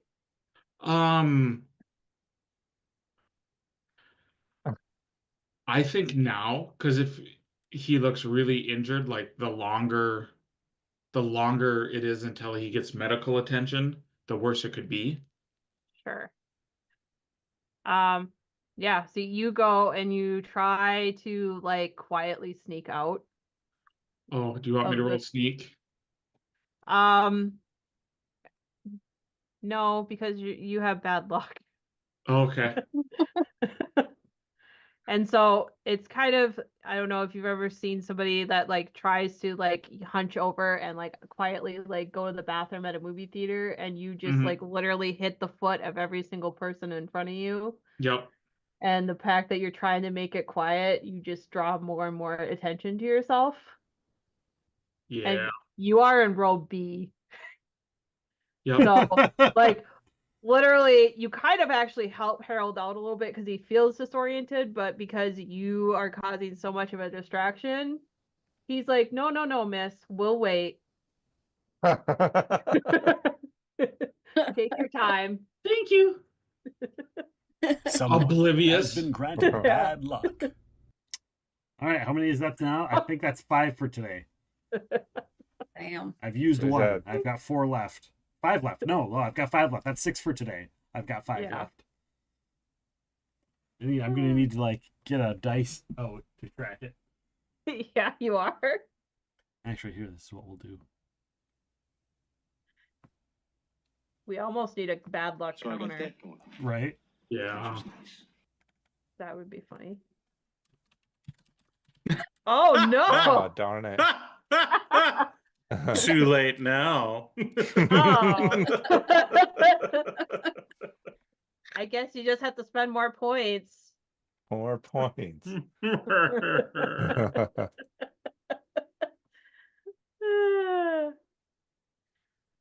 So we'll see if we get through the final trick. So Harold's long-suffering assistant returns to the stage for the finale of the show.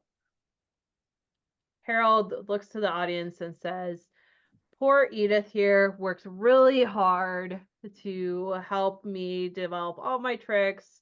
And, you know, she gets in boxes for me to saw her in half. And she just suffers through my terrible jokes.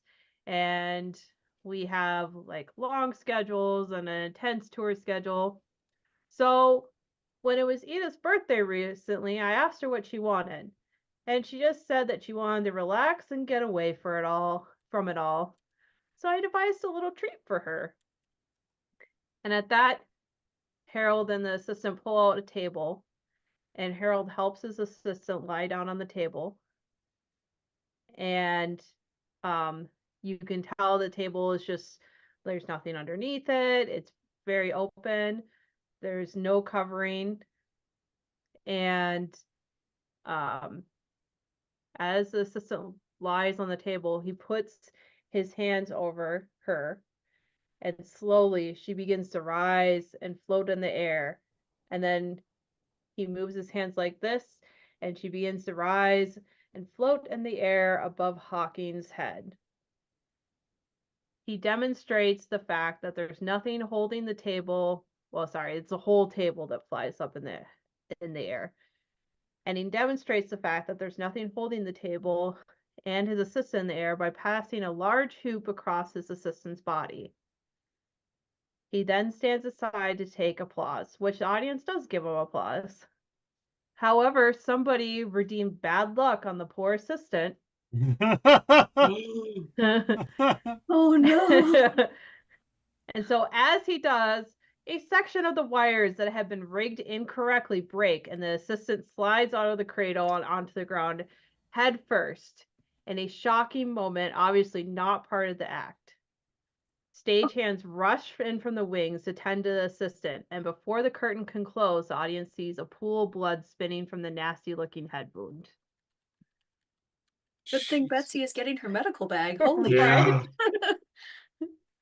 The curtains close, and then in a moment, we see Max come out to the front of the curtain and awkwardly announces to a few gasps that have been in the crowd, so there's been a terrible accident, and we're going to conclude the show for the evening. Thank you all for coming. If there's a doctor or nurse in the house, if they wouldn't mind coming up to the stage to assist, that'd be much appreciated. I'll head up because I've got some Okay. medical training and just say, there's a nurse on her way. Okay, great. Oh, so lovely to see you again. I was hoping the show would not end this way. Yes. Your part was fantastic. Well, thank you. I worked very hard on it. I'm hoping my accent is getting better. I don't know why you changed your accent. The Irish lilt is lovely. Oh, well, thank you. Maybe some rebranding might be good. Let me. I can try to stop the bleeding Sure. until Betsy gets in with her medical kit. Yeah, and I would say about this time, Betsy, you're starting to come back into the theater as you're seeing people leave. Okay. And you're hearing, well, go ahead and make a listen check. Sweet. I haven't made one of these yet in any game. Do I do first aid or medicine? Nice. I would say do first aid. Oh no, well, what's not a fumble? So you kind of stop the bleeding, but you don't have the right tools. You're just using a handkerchief that you have. And it's kind of hard to get leverage on the open wound on her head. Betsy, as you're coming in, you're hearing audience members gasp about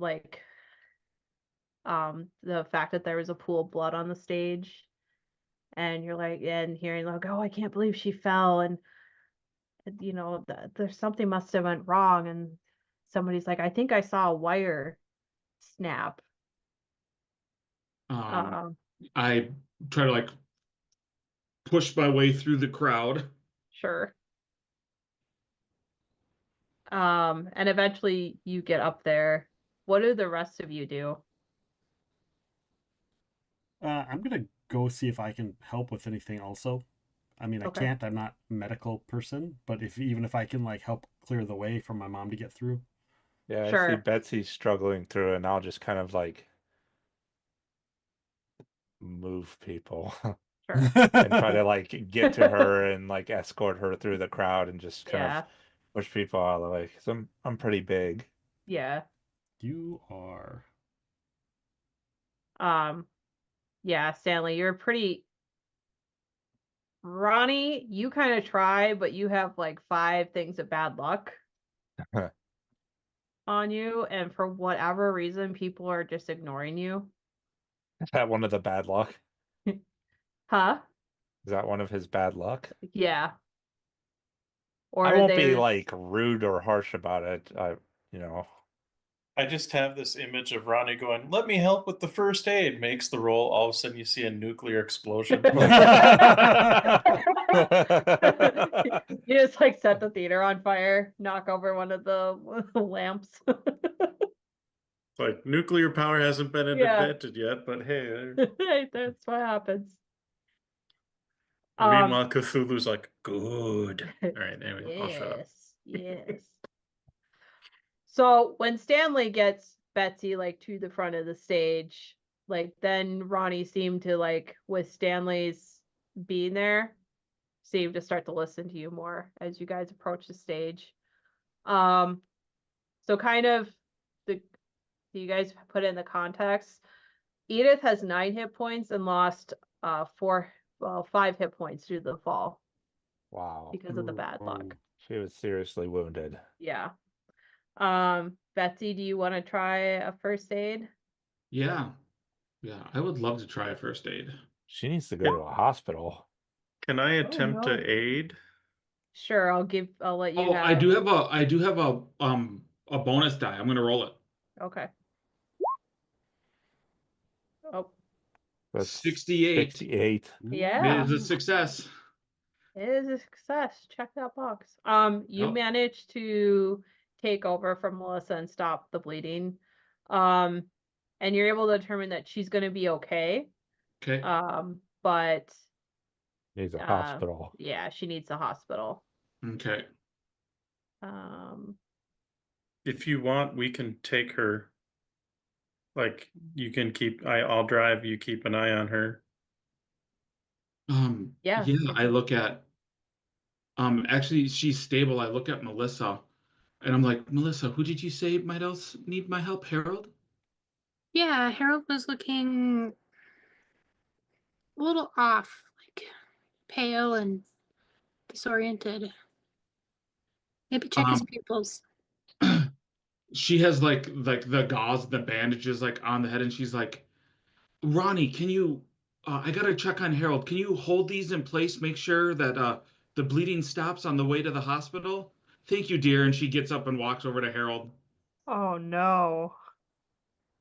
Yeah, sure, Mom. I don't know. I'll do my He has best. 5 things of bad Yeah. luck. Sure, Mom. Stanley I'll do will my kind of best. look at Ronnie and say, "Do you know about patching a wound? I've done one or two of those because he has first aid because he boxes." So, Chris also has first aid and offers. and I was right there next to Ronnie. Yeah. Let me look It's up here. to you, Ronnie. Let's see if I have first aid. Any kind of first aid type skills. I mean, What is since it? she's stabilized, hopefully you won't have to roll on me. I have a first aid check. I actually have a good, well, I have a 30 first aid, so I've got a first I'll aid just check. help you then. Okay. Okay. That sounds good. Sounds good. I thought. Look at that. I got a success. Hey. All right. I'm not gonna kill this poor NPC over you have Steven giving you a bunch of bad luck and the chat giving you a bunch of bad luck. Let's But see, you I get a thought splinter you and you get take a 5 splinter. damage. Honestly though, Stanley, like you're strong enough, you can just pick her up. Oh, okay. Is I she mean- unconscious? No, but she has a head wound, so if like she has a head wound and she's lost over half her hit points. Okay. So she just she definitely has a concussion because she did fall face first. She is able to keep conversation with both of you. And so just to confirm, you, William, Ronnie are taking her to the hospital? Yeah. Yeah. I'll help her to the truck. I don't think I'm gonna. That truck's probably pretty crowded though, with her added, and I don't know if any of her crewmates or castmates are going with her, but I can walk Daisy home. Okay. Well, and Harold, like, he left the stage and he kind of talks to one of the stagehands to make sure that she's okay. But he's not on the stage right now. So, okay, you guys are going to the truck, and then Betsy's going to the back of the stage. Chris and Melissa, what are you doing?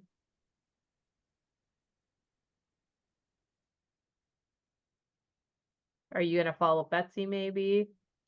Are the boxes on the stage and unattended? You do see that the boxes are pulled in the back of the stage, and they are actually being guarded by 2 Doberman guard dogs.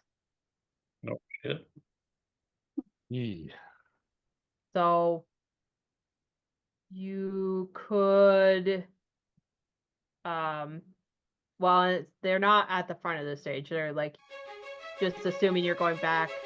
Raid! Hello, Jada Weedman, part of the Black Collar Collective. Welcome on in. How was your stream? What were you doing? Playing some Helldivers too. We were just talking about Helldivers 2 before we got started today. Welcome on in, guys. Whoa. There's a little video of the Weedman. Go and check him out. Thank you for the raid. We're doing some tabletop RPG today. Call of Cthulhu. Welcome in. You were learning it. Okay, cool. Well, come on in. We're doing tabletop role-playing. This is Call of Cthulhu. It's set in the 1920s. It is a horror-based tabletop RPG, guys. And we're just having fun. There was a better one. And we're definitely not giving all of the Wilcoxes bad luck. We're not doing that today. That's not happening. Nobody with the last name Wilcox as their character is getting bad luck at all today. So Yeah. Ronnie definitely needs more bad luck. no, I've no bad luck. If there are guard dogs, I would not go towards the boxes. I'd probably Okay. go help. See if Betsy needed help. Okay. I mean, yeah, there are guard dogs. If you had like a handle animal, or if you had like an idea for like how to deal with them. Thank you, Gaming Sneak, for the follow.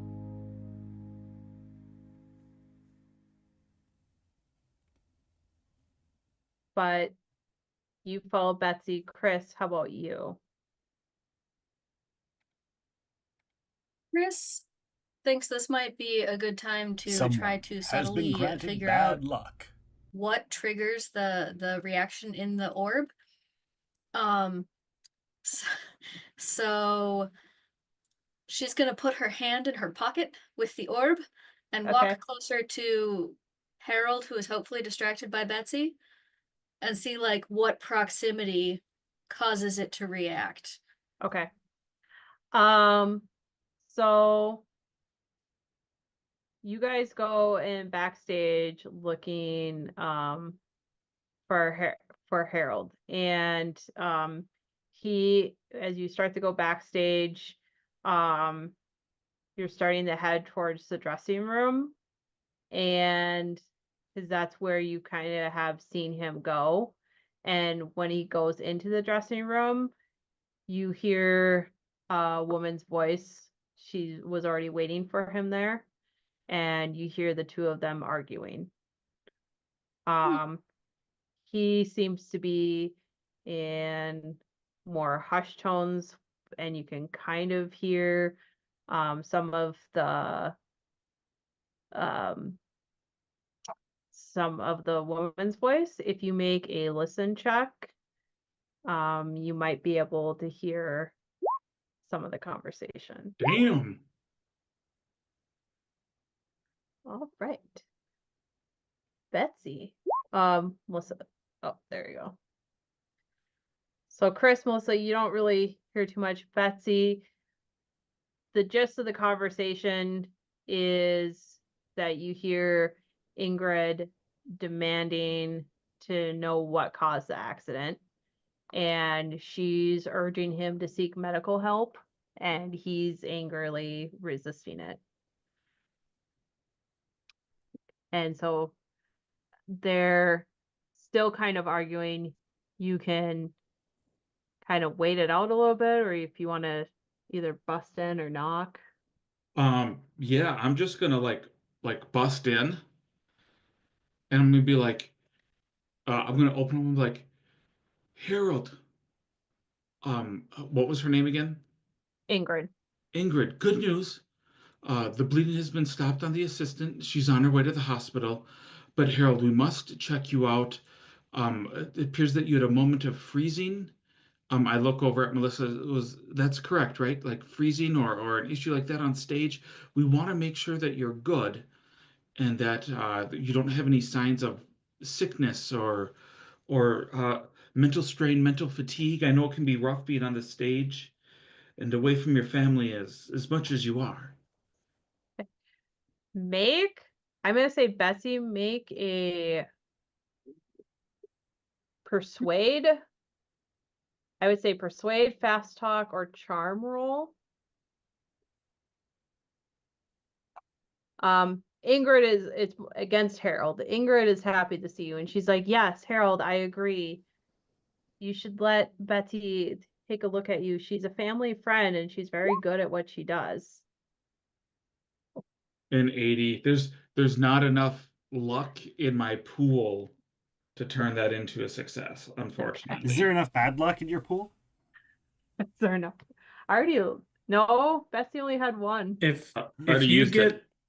Can I share What my is bad luck? the- Can I give my bad luck to other people since I've got 5? You know, I want to make sure that I spread it out a little bit. Make sure No, no, everybody no. gets a Hold little on. bit of No, bad no, luck. That's all for No, you. no, no. Someone's Hold been on. given If extra you get skill so much dice. bad luck, Nice. does it like Oh. come Betsy, around? you have an extra skill dice. Ah. No, unfortunately. 50. Okay. Harold, Melissa and Chris, you can make a psychology roll.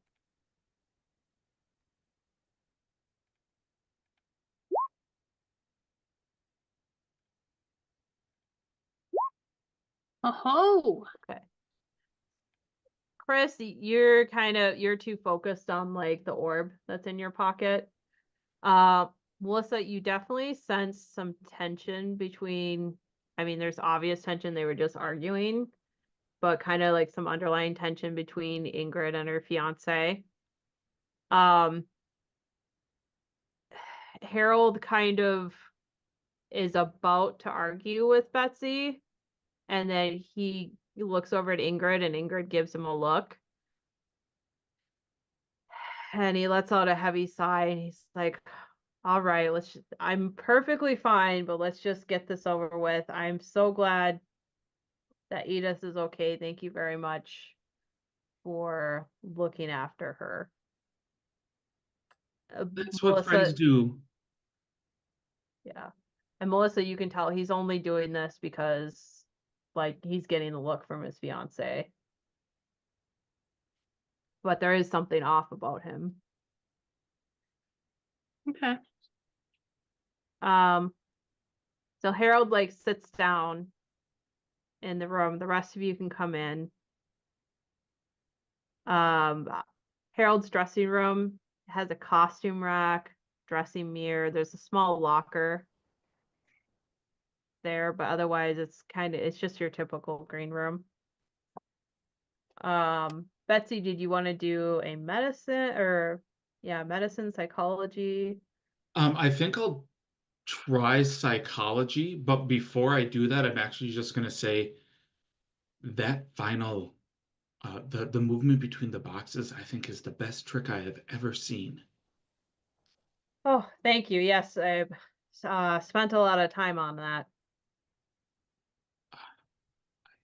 I wouldn't have believed it with my own 2 eyes. Oh, Then yeah, and I'll pull out my like pen light and yeah, try to do the psychology on them. I will be like, Mom, you need any help? Success. success. Apparently not.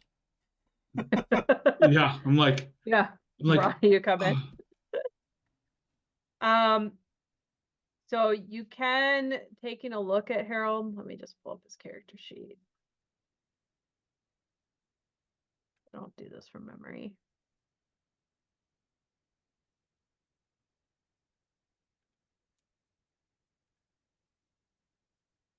So you can tell now that he's out of the spotlight, um, he seems very tired. Like you can tell that he has not had a good night's sleep in a long time. The stage makeup is definitely covering up some blemished skin, and his eyes are sunken in. So you think that, like, it's obvious that he's been suffering from insomnia. Okay. And so that could be why he got distracted on stage. Because you know from your husband being a performer as himself that it does take a lot of energy to have a constant stage presence and to keep people engaged. And I don't have anything to help him Yeah. sleep, but I will say you do need to get some more rest than you have been getting. Don't it might be tough, but what happened tonight is not your fault. From what I heard from people was that one of the cables or wires snapped. Things over time just get brittle and break. It's not your fault, dear Harold.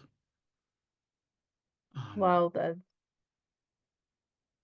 while I can neither confirm or deny how my tricks are done, I do appreciate your kindness into looking after me. And you are right. This show has been very stressful and I have not been sleeping well.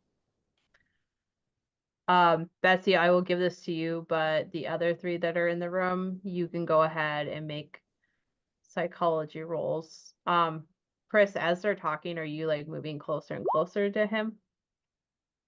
Yeah, I think what Chris is doing is, you know, hand in pocket, just kind of like hovering Yeah. in the background because she's like, one, the room is going to get crowded.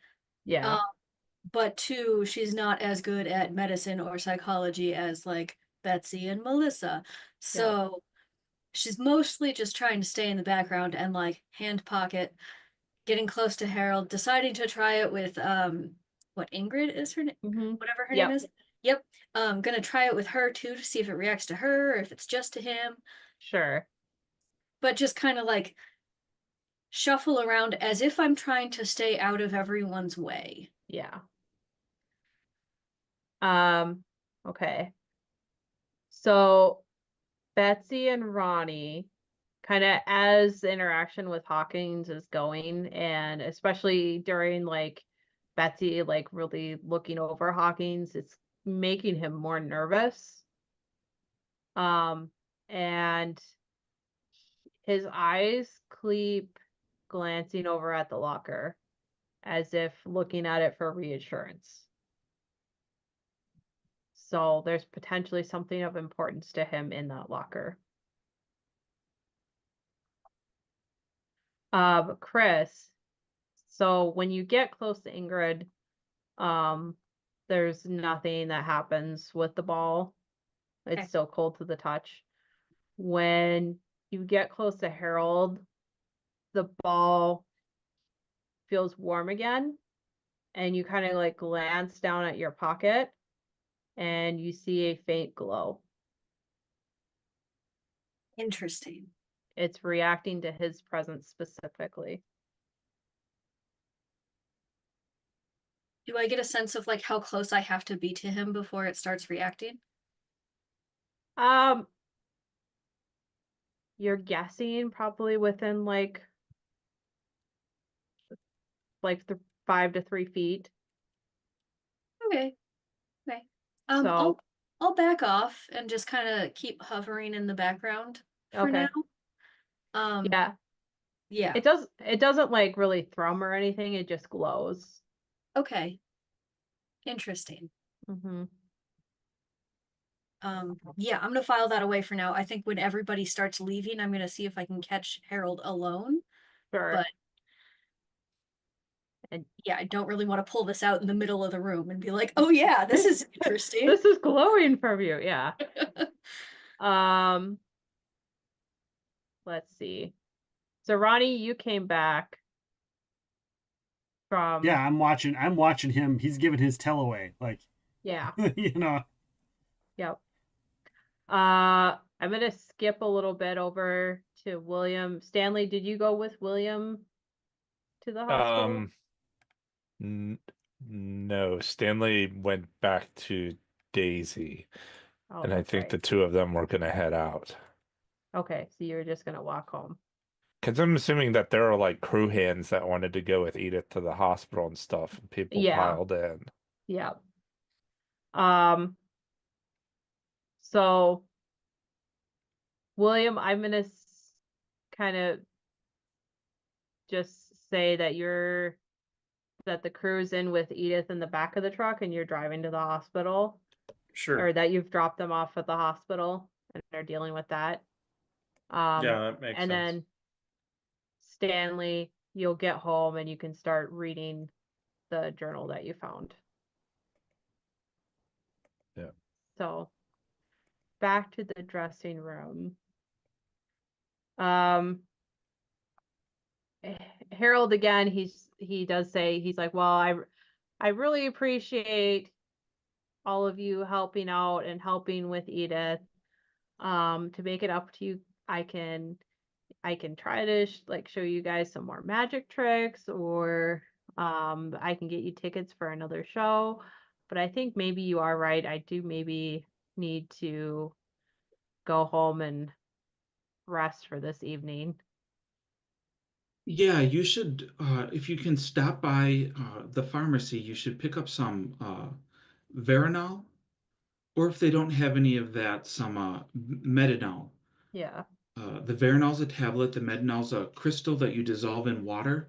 You could try that with a little bit of chamomile tea, with a little squeeze of lemon and some honey. That should help. Oh, okay. And Ingrid will interrupt and be like, here, let me get a pen and paper if you want to write this down. While they're doing that, Ronnie's just kind of like walking around the room, but eventually he'll make Sure. his way over by the locker and just kind of lean up against it, like put his back up against it, just to kind of see his reaction, the dude's reaction, to see if he freaks Sure. out because someone's there, or if it's a different kind of reaction, like he's looking for it for something else, not because he's worried about us. So you go and you lean against it. Let me have Harold make.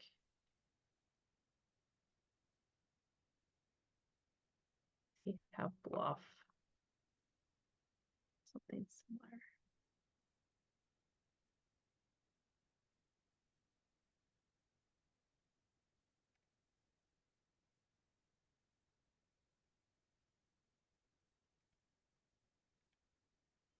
Okay. You make a psychology roll, and I'm going to have him make an acting roll and see who gets the better success. Oh, well, okay. So he attempts to look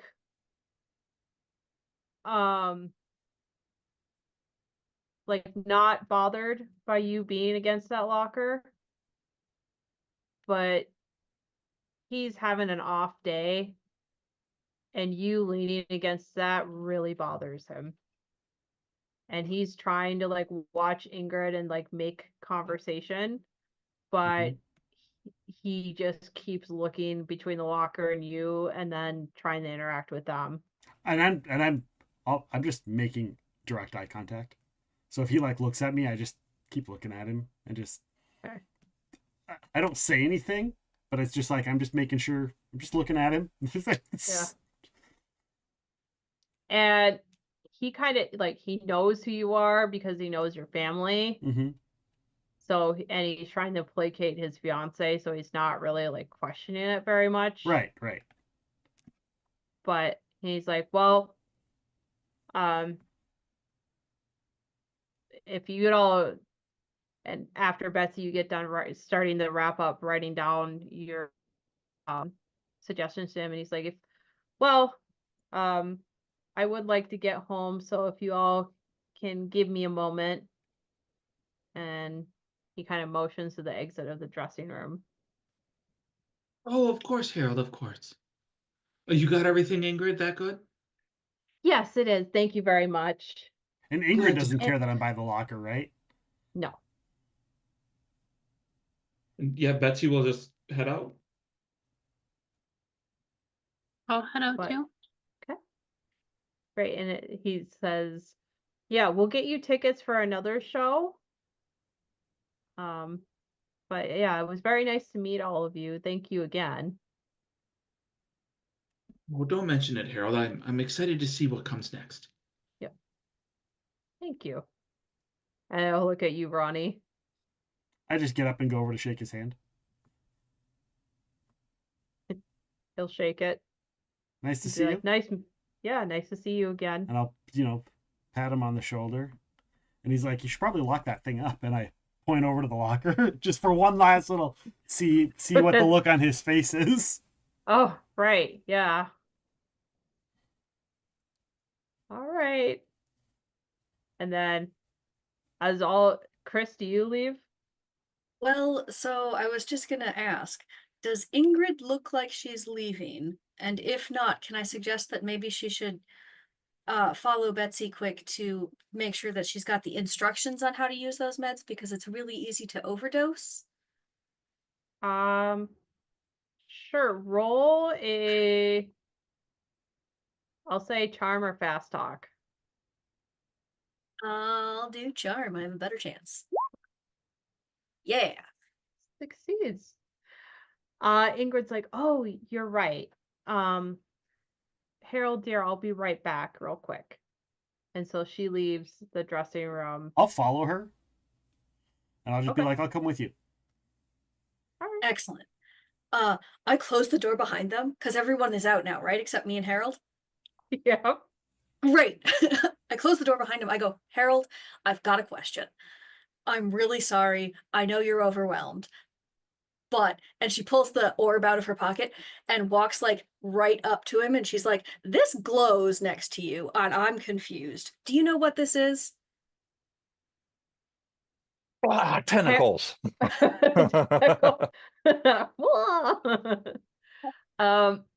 He looks majorly taken aback. Well, like the fact that you like shut the door and the two of you are alone in the room together. Dun, dun, dun, dun, dun. And he looks at the orb, looks at you, and is like, no. Is there a sense motive I can do on that? Oh, Oh. Uh-oh. You Yeah, need you like could a do it. crit to beat that. Yeah. you can certainly. You can You can certainly roll. certain. Yeah, so I'd say roll a psychology and see if you get an extreme success or better. Great. Nope. Nope. So Okay. he said that with better acting skill than I have. Sure. Like he actually seems genuinely Surprised. to not know what this is. Yeah, he's like, that's interesting, I guess. It's fascinating, but if you know nothing, I will leave you alone. Are you sure you don't know anything about this? Like, at all? Completely positive, my dear. Never seen anything like it? Mm-mm. Okay. Yeah, if you could Damn it. open the door so nobody like spreads any rumors, though, I Oh, would yeah, like yeah, to yeah. keep my engagement. Yes, right. Bye. She pockets the orb and leaves. Okay. So when He Ingrid shuts the door behind you. when Ingrid and I are leaving, I'll be Mhm. like, "Do you know what's in the locker?" Because she's the one that I've known for a long time. Yeah. Right? Yeah. I'm like, "What's in his locker? What does he keep in there?" I do know that he has a firearm. He was awfully concerned about anybody in the room or in there with that locker room. He would not keep his eyes off of it. There is something in there that he doesn't want anyone to see, and he was trying to get us out of the room so he could get into that locker. I'm just saying. Oh. And he's an actor, and he's good on stage, but he was Yeah. not good at hiding that. And I read people for a living. Yeah, he's been off more than, normally Harold is very charming, but he's been off for a few weeks now. And him and I have been getting into more and more tiffs lately. Well, I'm telling you, you should check that locker. We can't go in there because I was afraid he would have done something. Well, maybe I should go quickly back to the room and see if I can get him to leave. Because if there's something he wants in there, he's probably trying to get at it Yeah, right now. I would do that, and I can get the medicine information for you from my mom. Okay, sounds good. Okay. And she quickly turns around. Just about at the same time as like Chris, you're leaving the room, and then Ingrid comes back into the room. And she says, "Honey, let's just go right now. I'm starting not to feel well either. And I just think I just want to go home and lay down." And kind of at this point, I'm not going to have them do a roll off. He just kind of wants to escape. And so he leaves with her. He does lock his dressing room though before he leaves. Okay. So you guys can wait after like they leave, or Ronnie, do you want to explain your plan to your mom and Chris and Melissa? Or like right now too, like there are still some stage hands here, but if you did want to snoop around the back of the theater, I'm actually just probably gonna like Chris is probably the only one I actually see at this point.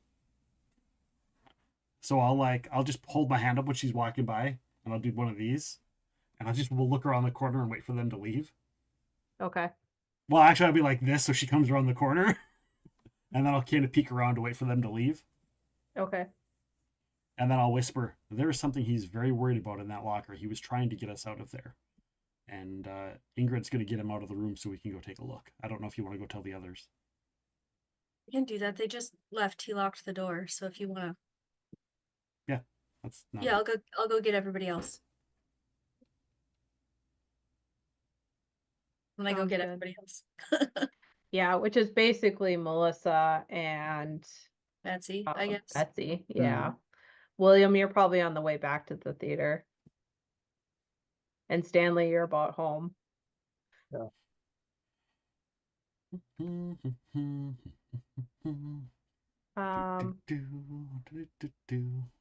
So the four of you outside the dressing room. Let's see. He did lock the dressing room door. Yep. You can either make a locksmith or a strength roll. Nah, it'll be a locksmith check. Okay. I'll take out my lockpicks.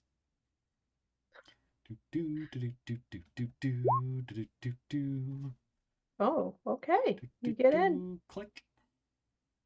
This is way better than the Memphis's door. Or way easier than Memphis's door. I'll just keep humming a little tune as I slip in. I mean, I have another puzzle. But all right. And then the locker is also locked, so it's the same thing. Locksmith or strength. This one's a little harder. Go ahead. What's that? Go ahead and you can try again. Okay. I'm saving your bad. Ooh. Not a critical failure yet. No. Are you guys do you have the dressing room door open or shut? Probably shut. Shut, yeah. Absolutely. Like shut and probably even have the lights off, and I'll just. And while I'm doing this, I'll explain to Melissa and to my mom what was going on. Ingrid, I forgot my jacket in my dressing room.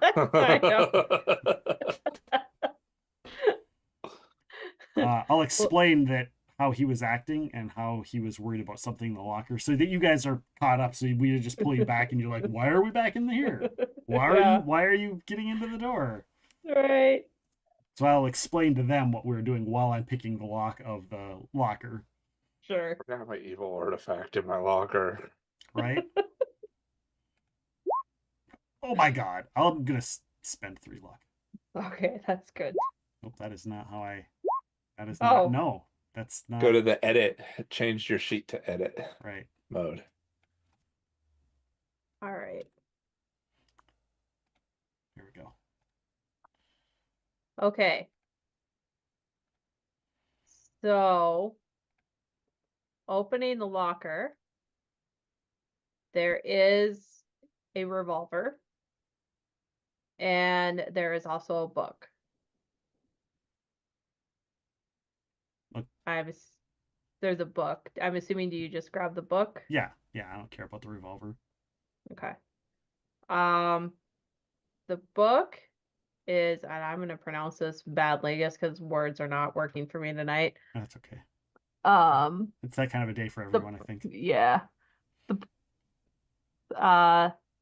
basically thaumaturgical prodigies in the New England canon. Huh. A I'll mouthful. thumb through it a little bit. It does not make sense to you just thumbing through it. I got any idea what this is. It looks like tharming. I'm like, I don't tharmin. I hold it up so everyone else can see it, whatever this word is. Because that's probably not a word that Ronnie would run across. Yeah. So it's not the original print. It's an 1801 Boston second edition. It contains annotations and an unknown hand.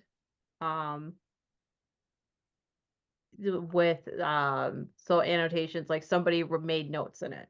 Okay. It Ronnie, do you have any sort of a cult? I've got 5.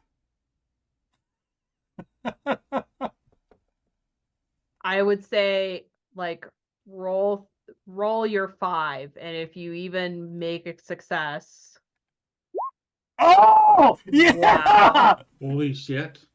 Nice. I'm checking That's that the slippery box. slope. That's how your brother started. Oh. So, like at first you're like, is this like a recipe book? But then you kind of like, it's not recipes. You realize that it's some sort of like, there's a spell that says contact Narlato. And you kind of put it together that it's like some sort of like actual like a spells, or maybe like potion brewing.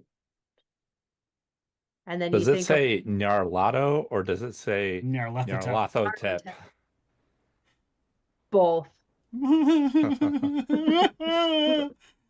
doesn't know what that means. Nalarthotep or Nalartho to his friends. Yeah. Yeah. He's into the same kind of shit my brother was into, I say. Oh. And I say that, and then I go, and I pause because I realize mom's in the room and she's not supposed to know about the shit we found.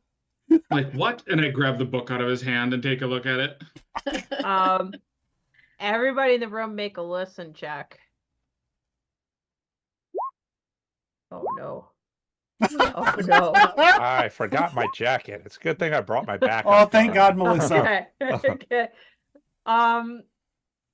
That's exactly kind of what you hear. My backup gun. No. You hear Harold's booming voice like talking to one of the stagehands.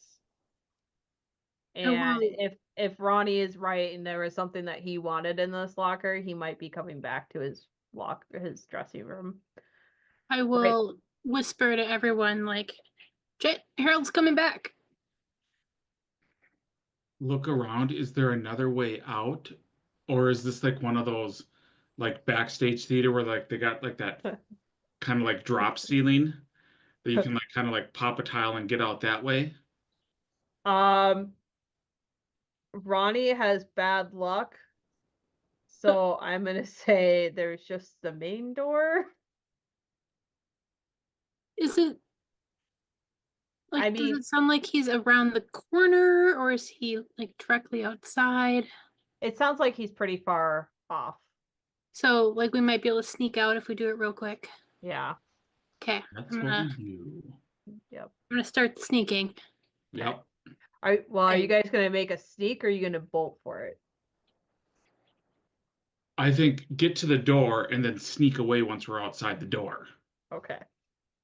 Yeah. So you guys get to the door, open it, roll your stealth. Does Betsy still have the book? Apparently, yeah. I close the locker. Chris? I close the Oh, locker no. and relock it. Okay. Melissa and Betsy. Oh no. I have a extra skill die, so I'm gonna use that. Oh, okay. Do I just re-roll or do I use the bonus penalty button? The bonus would- button. Yeah, you can do either or. Brings it down to a 50, whatever. 50 Yeah, I think it's still a 51. failure. or 51. Yeah. So Chris, you get out of there and you stealth off into the darkness of the backstage. Mhm. Melissa and Betsy, you both start to stealth in opposite directions and kind of end up bumping into each other and creating like this awkward Midwest moment, even though you're from the East Coast, like not so far away from the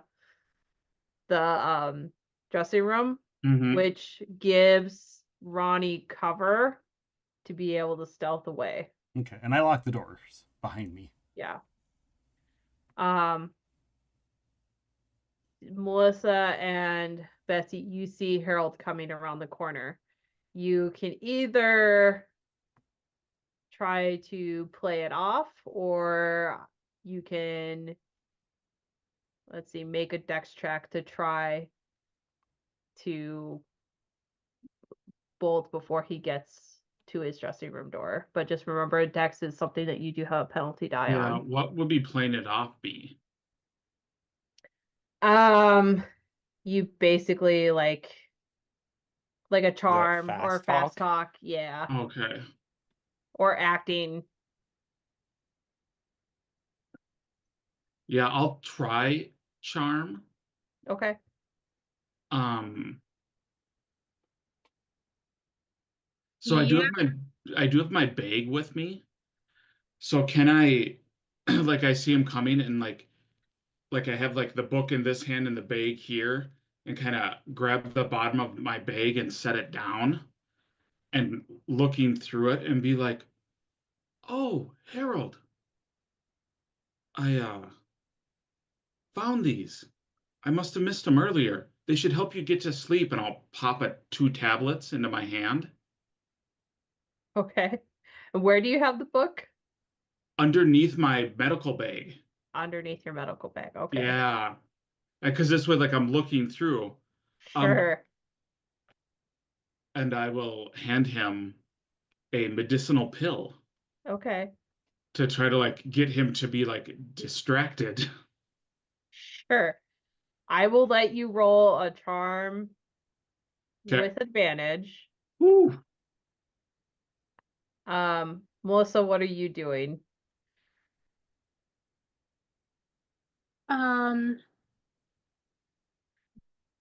Or are you just gonna stand there and let Betsy take the lead on it? Like, oh, Betsy, we gotta head out. I think William's gonna be back soon with the car and he's our ride. We don't want to keep him waiting. That's true. That's true. I don't want him to crash my truck, you know. Harold, if you see Max, give him my regards. Oh. We'll do. Oh no. Okay, both of you roll Yep. again. Oh, Oh, okay. And now with my advantage. Oh, you 47. ladies are in trouble. Oh Somebody has been no. given extra skill He's gonna dice. cast offer till Nyarlathotep on you. Ooh, we got an extra The keeper die. has been given extra dice. Birth. Oh. 17. Oh. Would that be? Oh, what's Melissa's? I mean, it's Well, good, but it's 34. not below a 15. Nope. 7, Is 17. 13 would be a hard success for Betsy, I think. Or Okay. 14. Oh, how come it doesn't say there? So 14 would be a hard six. Let's see. What did Betsy get? 17 with a success? 17. You want to Someone has spend been luck to given beat extra him? skill Yeah. dice. Yeah, You won't could- it be 4? Yeah, it'd be 4. Yeah, I'll spend 4 luck. So I'm now at 36. Well, it would be no, it would be.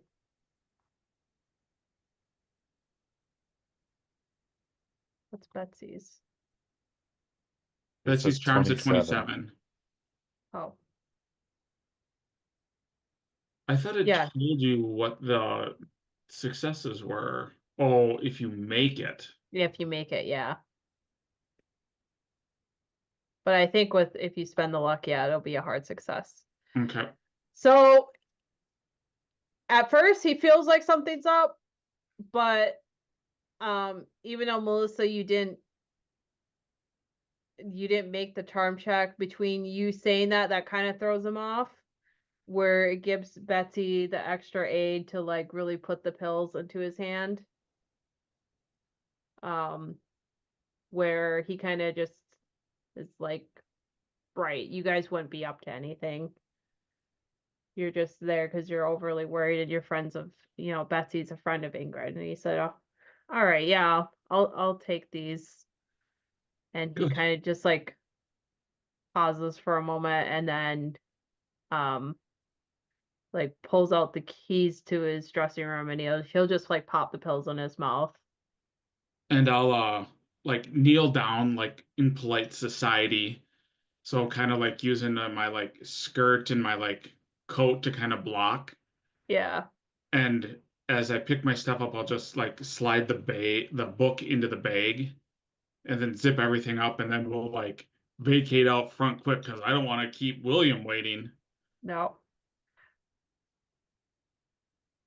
Sounds good. His back is turned towards you, so I'm not going to make you do a sleight of hand. Thank God. So you guys leave. William, you pull up to pick up your son, your wife, Melissa and Chris, none the wiser knowing that they've stolen from Harold. So now we will go through and I will show all of you guys the books that you have gotten. Ooh. So we'll start with Stanley first.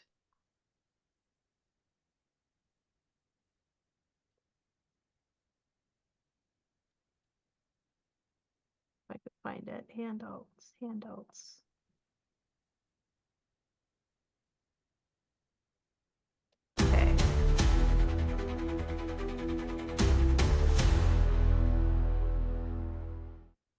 Okay. Just figured, that's the anticipation build. Show to everybody. Here we go. Can everybody see that? Yes. Yeah. Memphis 4. Yep. So this is Memphis's travel journal. And somebody wants to volunteer to read it out loud. I the can because I'm audience? the one reading it. Yeah. Okay. The oldest one. April 22nd, 1919. Finally quiet. The monks seemed obsessed with their music rituals, if I can credit that discordant assembly of flutes, horns, bells, and drums with the term. Here on this track, we hear only the wind and the cries of strange birds. April 23rd, 1919. A herdsman tried to interest me in the legend of the Migoi and claimed to possess the skull of such a beast, which he would happily show me. He had the eyes of a Monty man I studied with in New York last year. We declined his kind offer and wished him good health. He spat on the ground and muttered a curse as we left. April 25th, 1919. Still cannot find a trace of this supposed mystic. The forest thinned out as we climbed, and I am certain we are in the right place, judging by the alignment of the mountains. There's no obvious animal life here, and the silence is eerie. If we find nothing tomorrow, we must turn back in order to fulfill our royal appointment. April 26, 1919. Darkness is coming on. We should have turned back today, but in the twilight, Josephine spotted what appeared to be a man-made stone tower on an outcrop. If we investigate at first sight and are disappointed, we can still make it back in time to perform for the king. April 27th, 1919. This man is as rich a mystery as I have discovered in years. I cannot quite translate his name. It yields something like Maker of Gates. It seems ironic since his cave dwelling has no protection except blankets. He seems to have no fear of wild beasts. April 29th, 1919. He levitated my shoe today, completely impromptu. Jay saw it too. He let me pass my hand completely around it and pluck it from the air. The only possible explanation is that he has been feeding us hallucinogens. May 4th, 1919. I think I see, but he is holding something back. May 9th, 1919.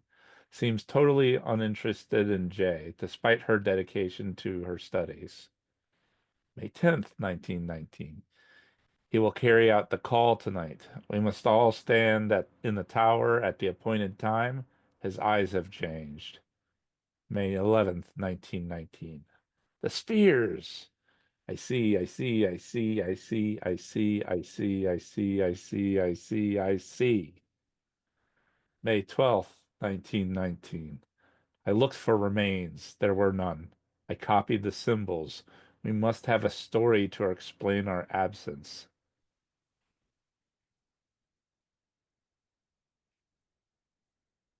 That's not good. Nope.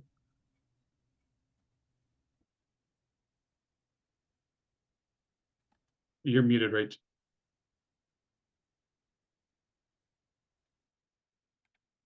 Said not good at all. Nope. All right.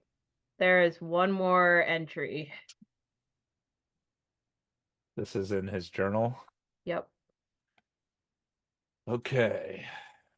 November 16th, 1925. This is 6 years later.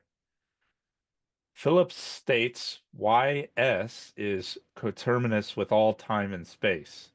If I can reliably open the way, no frontier would be forbidden. I could travel the very structure of the cosmos, as a spider might traverse the joists and eaves of a house.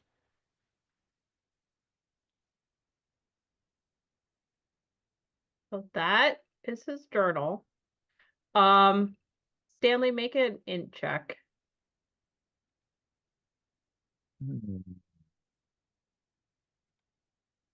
Not my best attribute, but good enough. Okay. Nice. A hard success. So you've spent the latter part of the evening reading his journal. I went home early to do it. Yeah. You realize, like, even though, like, there's only, like, specific portions that the module put out for, you to read as clues, he does not go on any of his travels without this journal. Hmm. This journal documents all of his travels. So if he left, he would have taken it with him. More than likely, unless he, for some reason, he couldn't have. I guess if he left of his own volition, he would have taken Does it it. say who Phillips is? Uh,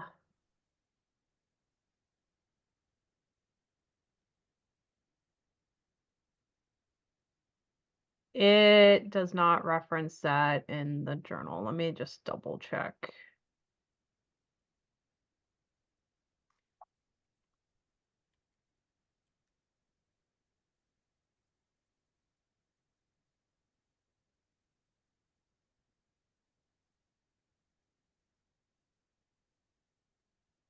So you do notice studying there's a distinct change in style around April to May 1919.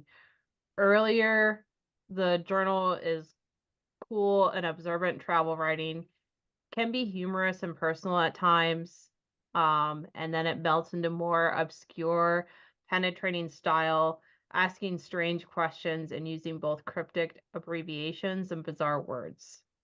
Examples, the Open Way, the Damon Sultan, Tawil at Umar. Do you have Cthulhu Mythos? I do. I have 2. You can go ahead and roll it. Oh man. Nope. Nope. You do kind of remember. There's a bunch of names that are listed in the journal that you don't know, like they're just foreign to you. You do remember that William had found some articles, which I can share again. I got them here, the other handouts. Yeah, the other handouts about him and Josephine disappearing in Bhutan. Yep. I think handout 1 and handout 2.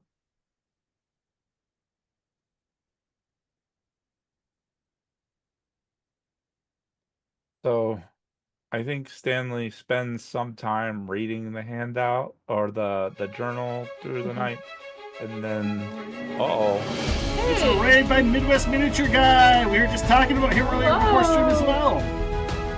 Welcome on in. Hello, Underdeep. We were talking about Midwest Mini Guy's series of minis he was talking about on the internets that he was doing. Were you working on those? What were you working on today? A Midwest Miniature Guy, guys. If you don't know him, go and check out his stuff. Amazing, amazing miniature painter.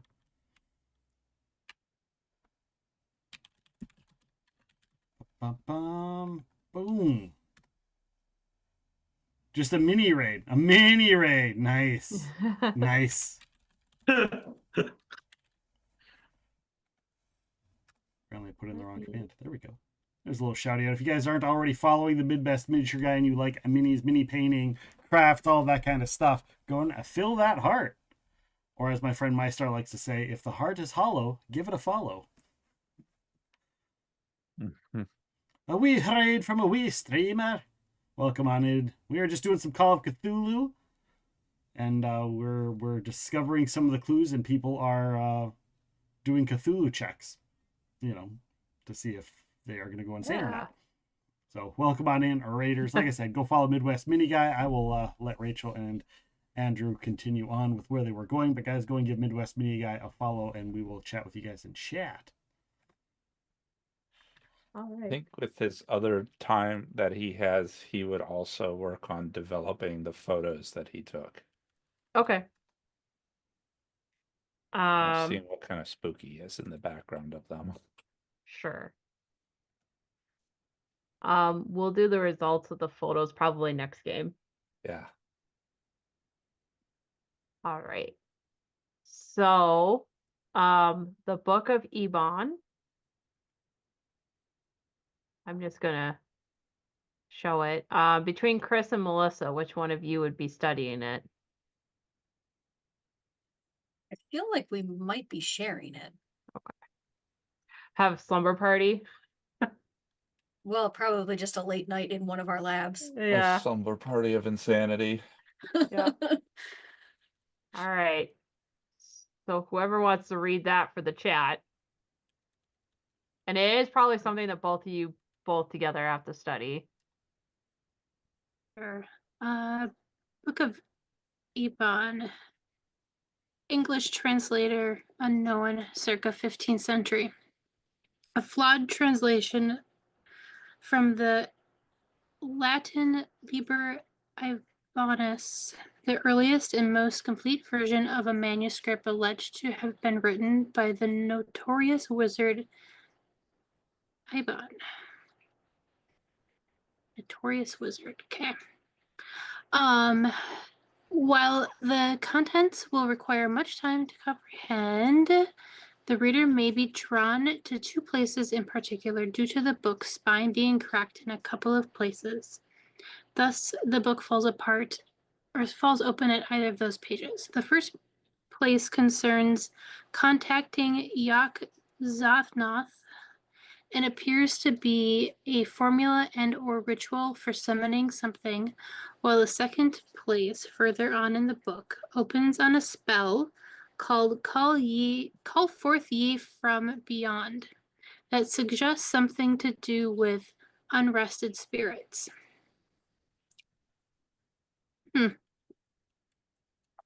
Oh boy.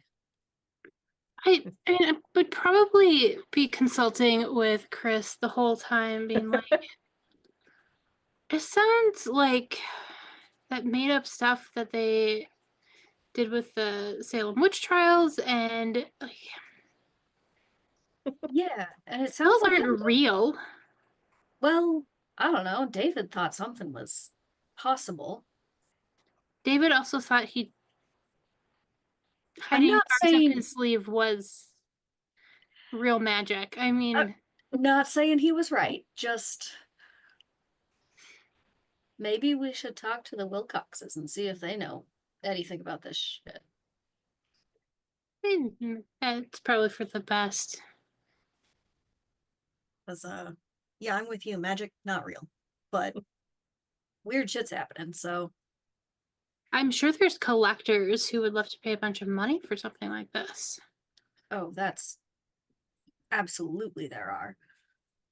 I mean, maybe if it had some recipes for some good tea, I'd be into it, but this is. I flipped Yeah. through it quickly. Nope, no tea recipes. Yeah, there is another spell lower. Well, Looks like there are a couple. yeah, so like the first one is like you can study the book to learn all these other spells which are in other books. And Uh-huh. so the study time takes 32 weeks, and then you'll lose 2d4 worth of sanity, but you'll gain some Cthulhu mythos. But the specific spell that they have written out here is the Call Forth Ye from Beyond.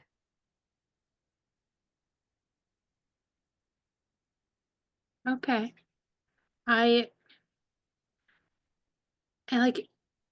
I feel like Melissa at least would look at this scientifically and academically and not actually be interested in the idea of learning actual spellcraft because it's not real. Yeah. And like maybe anthropologically, where you look at what time period and what was going on that people thought things like spells were real. Right. Time before they had science. Yeah, it might be something that depending on what the Wilcoxes found with what Harold had, maybe they would know something more. Yeah. I think Chris is. I mean, she just saw a rock glow when it got close to somebody today, and Yeah. rocks don't do that. So she's like partly on the like science side of, yeah, magic is not a thing, but also glowing rock only glows and gets warm when next to a specific person, as far as I can tell. Yep. So I think she would probably get drawn into studying this book Mm-hmm. I see that it takes 32 weeks. I can start marking the time. Okay. But I think she starts I think she gets drawn into it and just Yeah. starts Yeah. going down the rabbit hole. I mean, But maybe that there was, other one maybe takes there a was lot an less invisible time. black light in the room, and the closer you got to the black light, it glowed. He just happened to be there. Yeah, maybe. Maybe. That other one only takes a day to learn. Doesn't explain why it got warm as well as glowing, though. Mm-hmm. Psychological. Yep. Yeah. So, just so the audience can see what the other spell is, the call forth ye from beyond.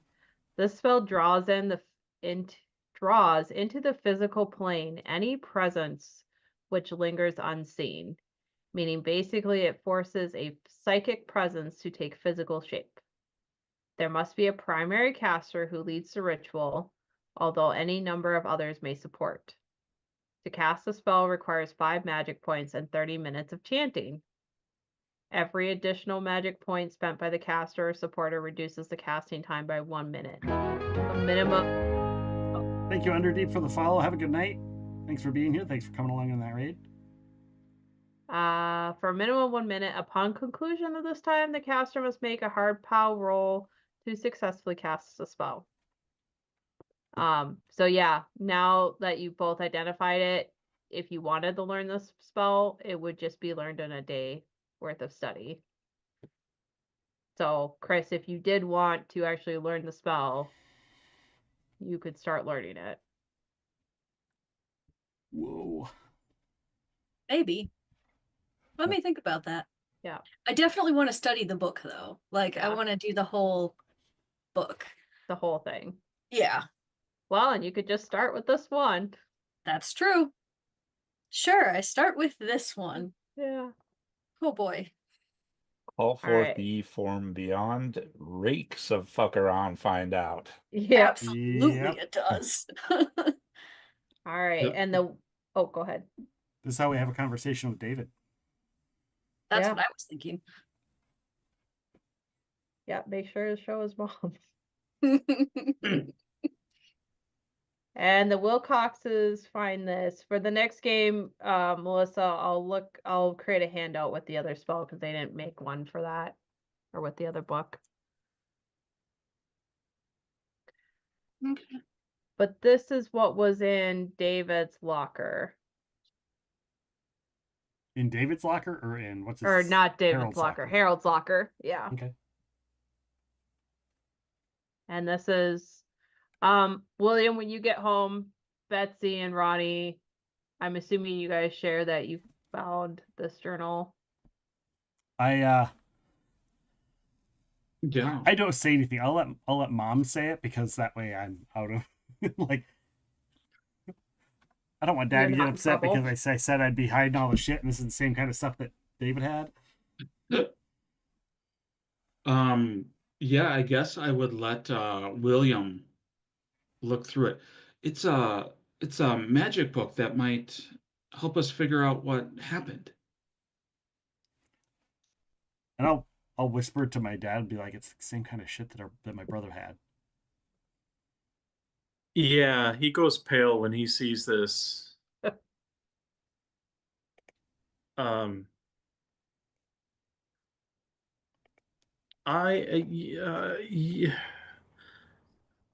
I can take a quick look at it.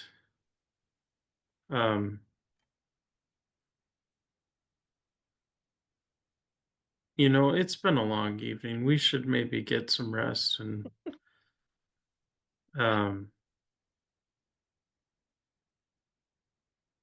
yeah. Why don't we get ready for bed and we can dive into this more perhaps tomorrow. Do we see this thing about a monogrammed book plate on the inside of the book? Do we see that?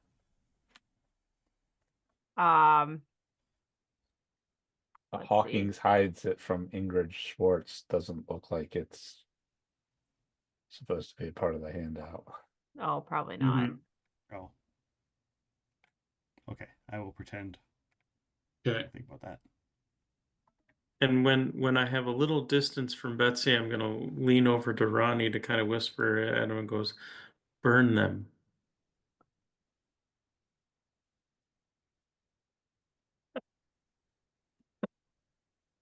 Ronnie just nods. Well, And then Ronnie's like, it's not ours. it shouldn't be anybody's.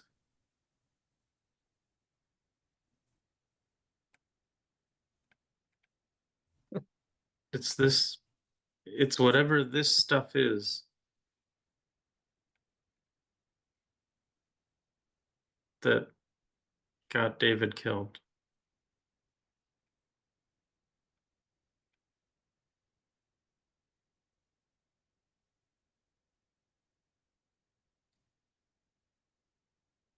And I can't lose anyone else. Well, you're not going to lose anyone. I grab the book. It's like, get some sleep. I'll take care of this. You go to your little pit where you had the head and try to burn the book. No. No, because I need to confront what's his face and be like, or figure out what I'm going to do with this. Because like I'm not a thief, really, and so I don't feel right stealing this from him, whatever it is. But he obviously had nothing to do with my brother's death. Yeah. Like, this might be the similar and same stuff, but he's not responsible, and this isn't part of that. And so it's not my place to steal and destroy somebody else's thing, especially if it's something that's, 300 years old? 1788? Yeah. Well, and this is an 1801 version, but still. Still, like, this is an antique. Yeah. Like, this is old, this is a collectible, this is probably very valuable, whatever it is. Yeah, rereading about the the book plate inside. Mm-hmm. I would say Betsy and William, because you were in that library, it does look familiar. Okay. Okay. Good to know. Ronnie, you wouldn't put two and two together because you didn't go up to the attic. Okay. I didn't know if that was just like something he had like on his door and on the front gate, like all over the place, or if it was just in his books. Yeah. But I also skipped ahead and I didn't read the beginning. I just read the very end. Right. So I didn't know that wasn't for us to read. So.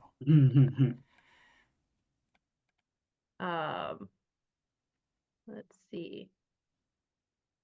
So yeah, I think as everybody's studying and reading and going to bed, it is 10 o'clock. Yeah. I actually think we're going to go sneak it and put it back in that locker overnight. Like, I'll just take the truck and leave and go put it back in the locker and then come home. Okay.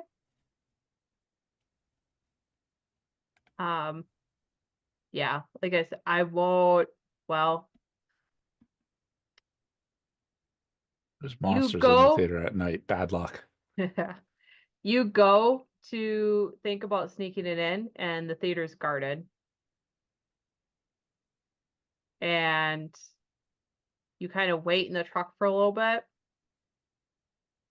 And you just kind of decide it's not worth it. Okay. Can I call the fiance? It's pretty late at night right now. Okay. Sounds good. I just don't want to forget. or yeah, it's Bad pretty luck. late at all night. of the things don't work. Yeah. I mean, you could, but you're calling another man's fiance late at night. Fair enough. Especially one that I have a history with. Yeah, so. But yeah, I think that is where we'll end it. Next game, we'll see about. We'll kind of just assume that all of you maybe meet at the magic shop to discuss the clues that you've gathered so far. Okay. and then see about what the next steps are. There are places in the house that are still not fully explored.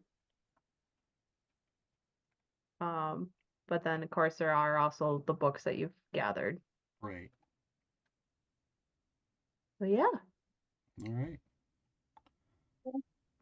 Well, with that being said, everyone, let's raid on out. We're going to raid on out to one of my stream team members who is planning on doing some D&D down the road. I can't give more information than that, but they are planning on doing some D&D and trying to get into running games. So we're going to go and give them a raid, and you can give them a follow and keep an eye out for their stuff later on down the road as well. So thank you guys so much for being here tonight. Thank you for all of the redeems. Thank you for all the bad luck and all of the bad luck and all of the bad luck, all the bad luck and the bad luck and the bad luck and the bad luck and the bad luck. I appreciate you guys being here. We'll be back tomorrow somewhere between 10 and noon Central Time for something. I don't know. I haven't decided if I'm going to do Ember Vale again or not, or if we're going to do something else. But tomorrow's the last stream of the week. So with that being said, we are going to raid on out to Tux. They are currently co-streaming a game called Wizards 101. So we're going to go and raid on over there, check that game out, see what that is all about, and go and have some fun. Thank you guys for being here so much. Thank you to Rachel for running a Call of Cthulhu, and thank you to our players for being a part of this game. Take care, guys, and good night.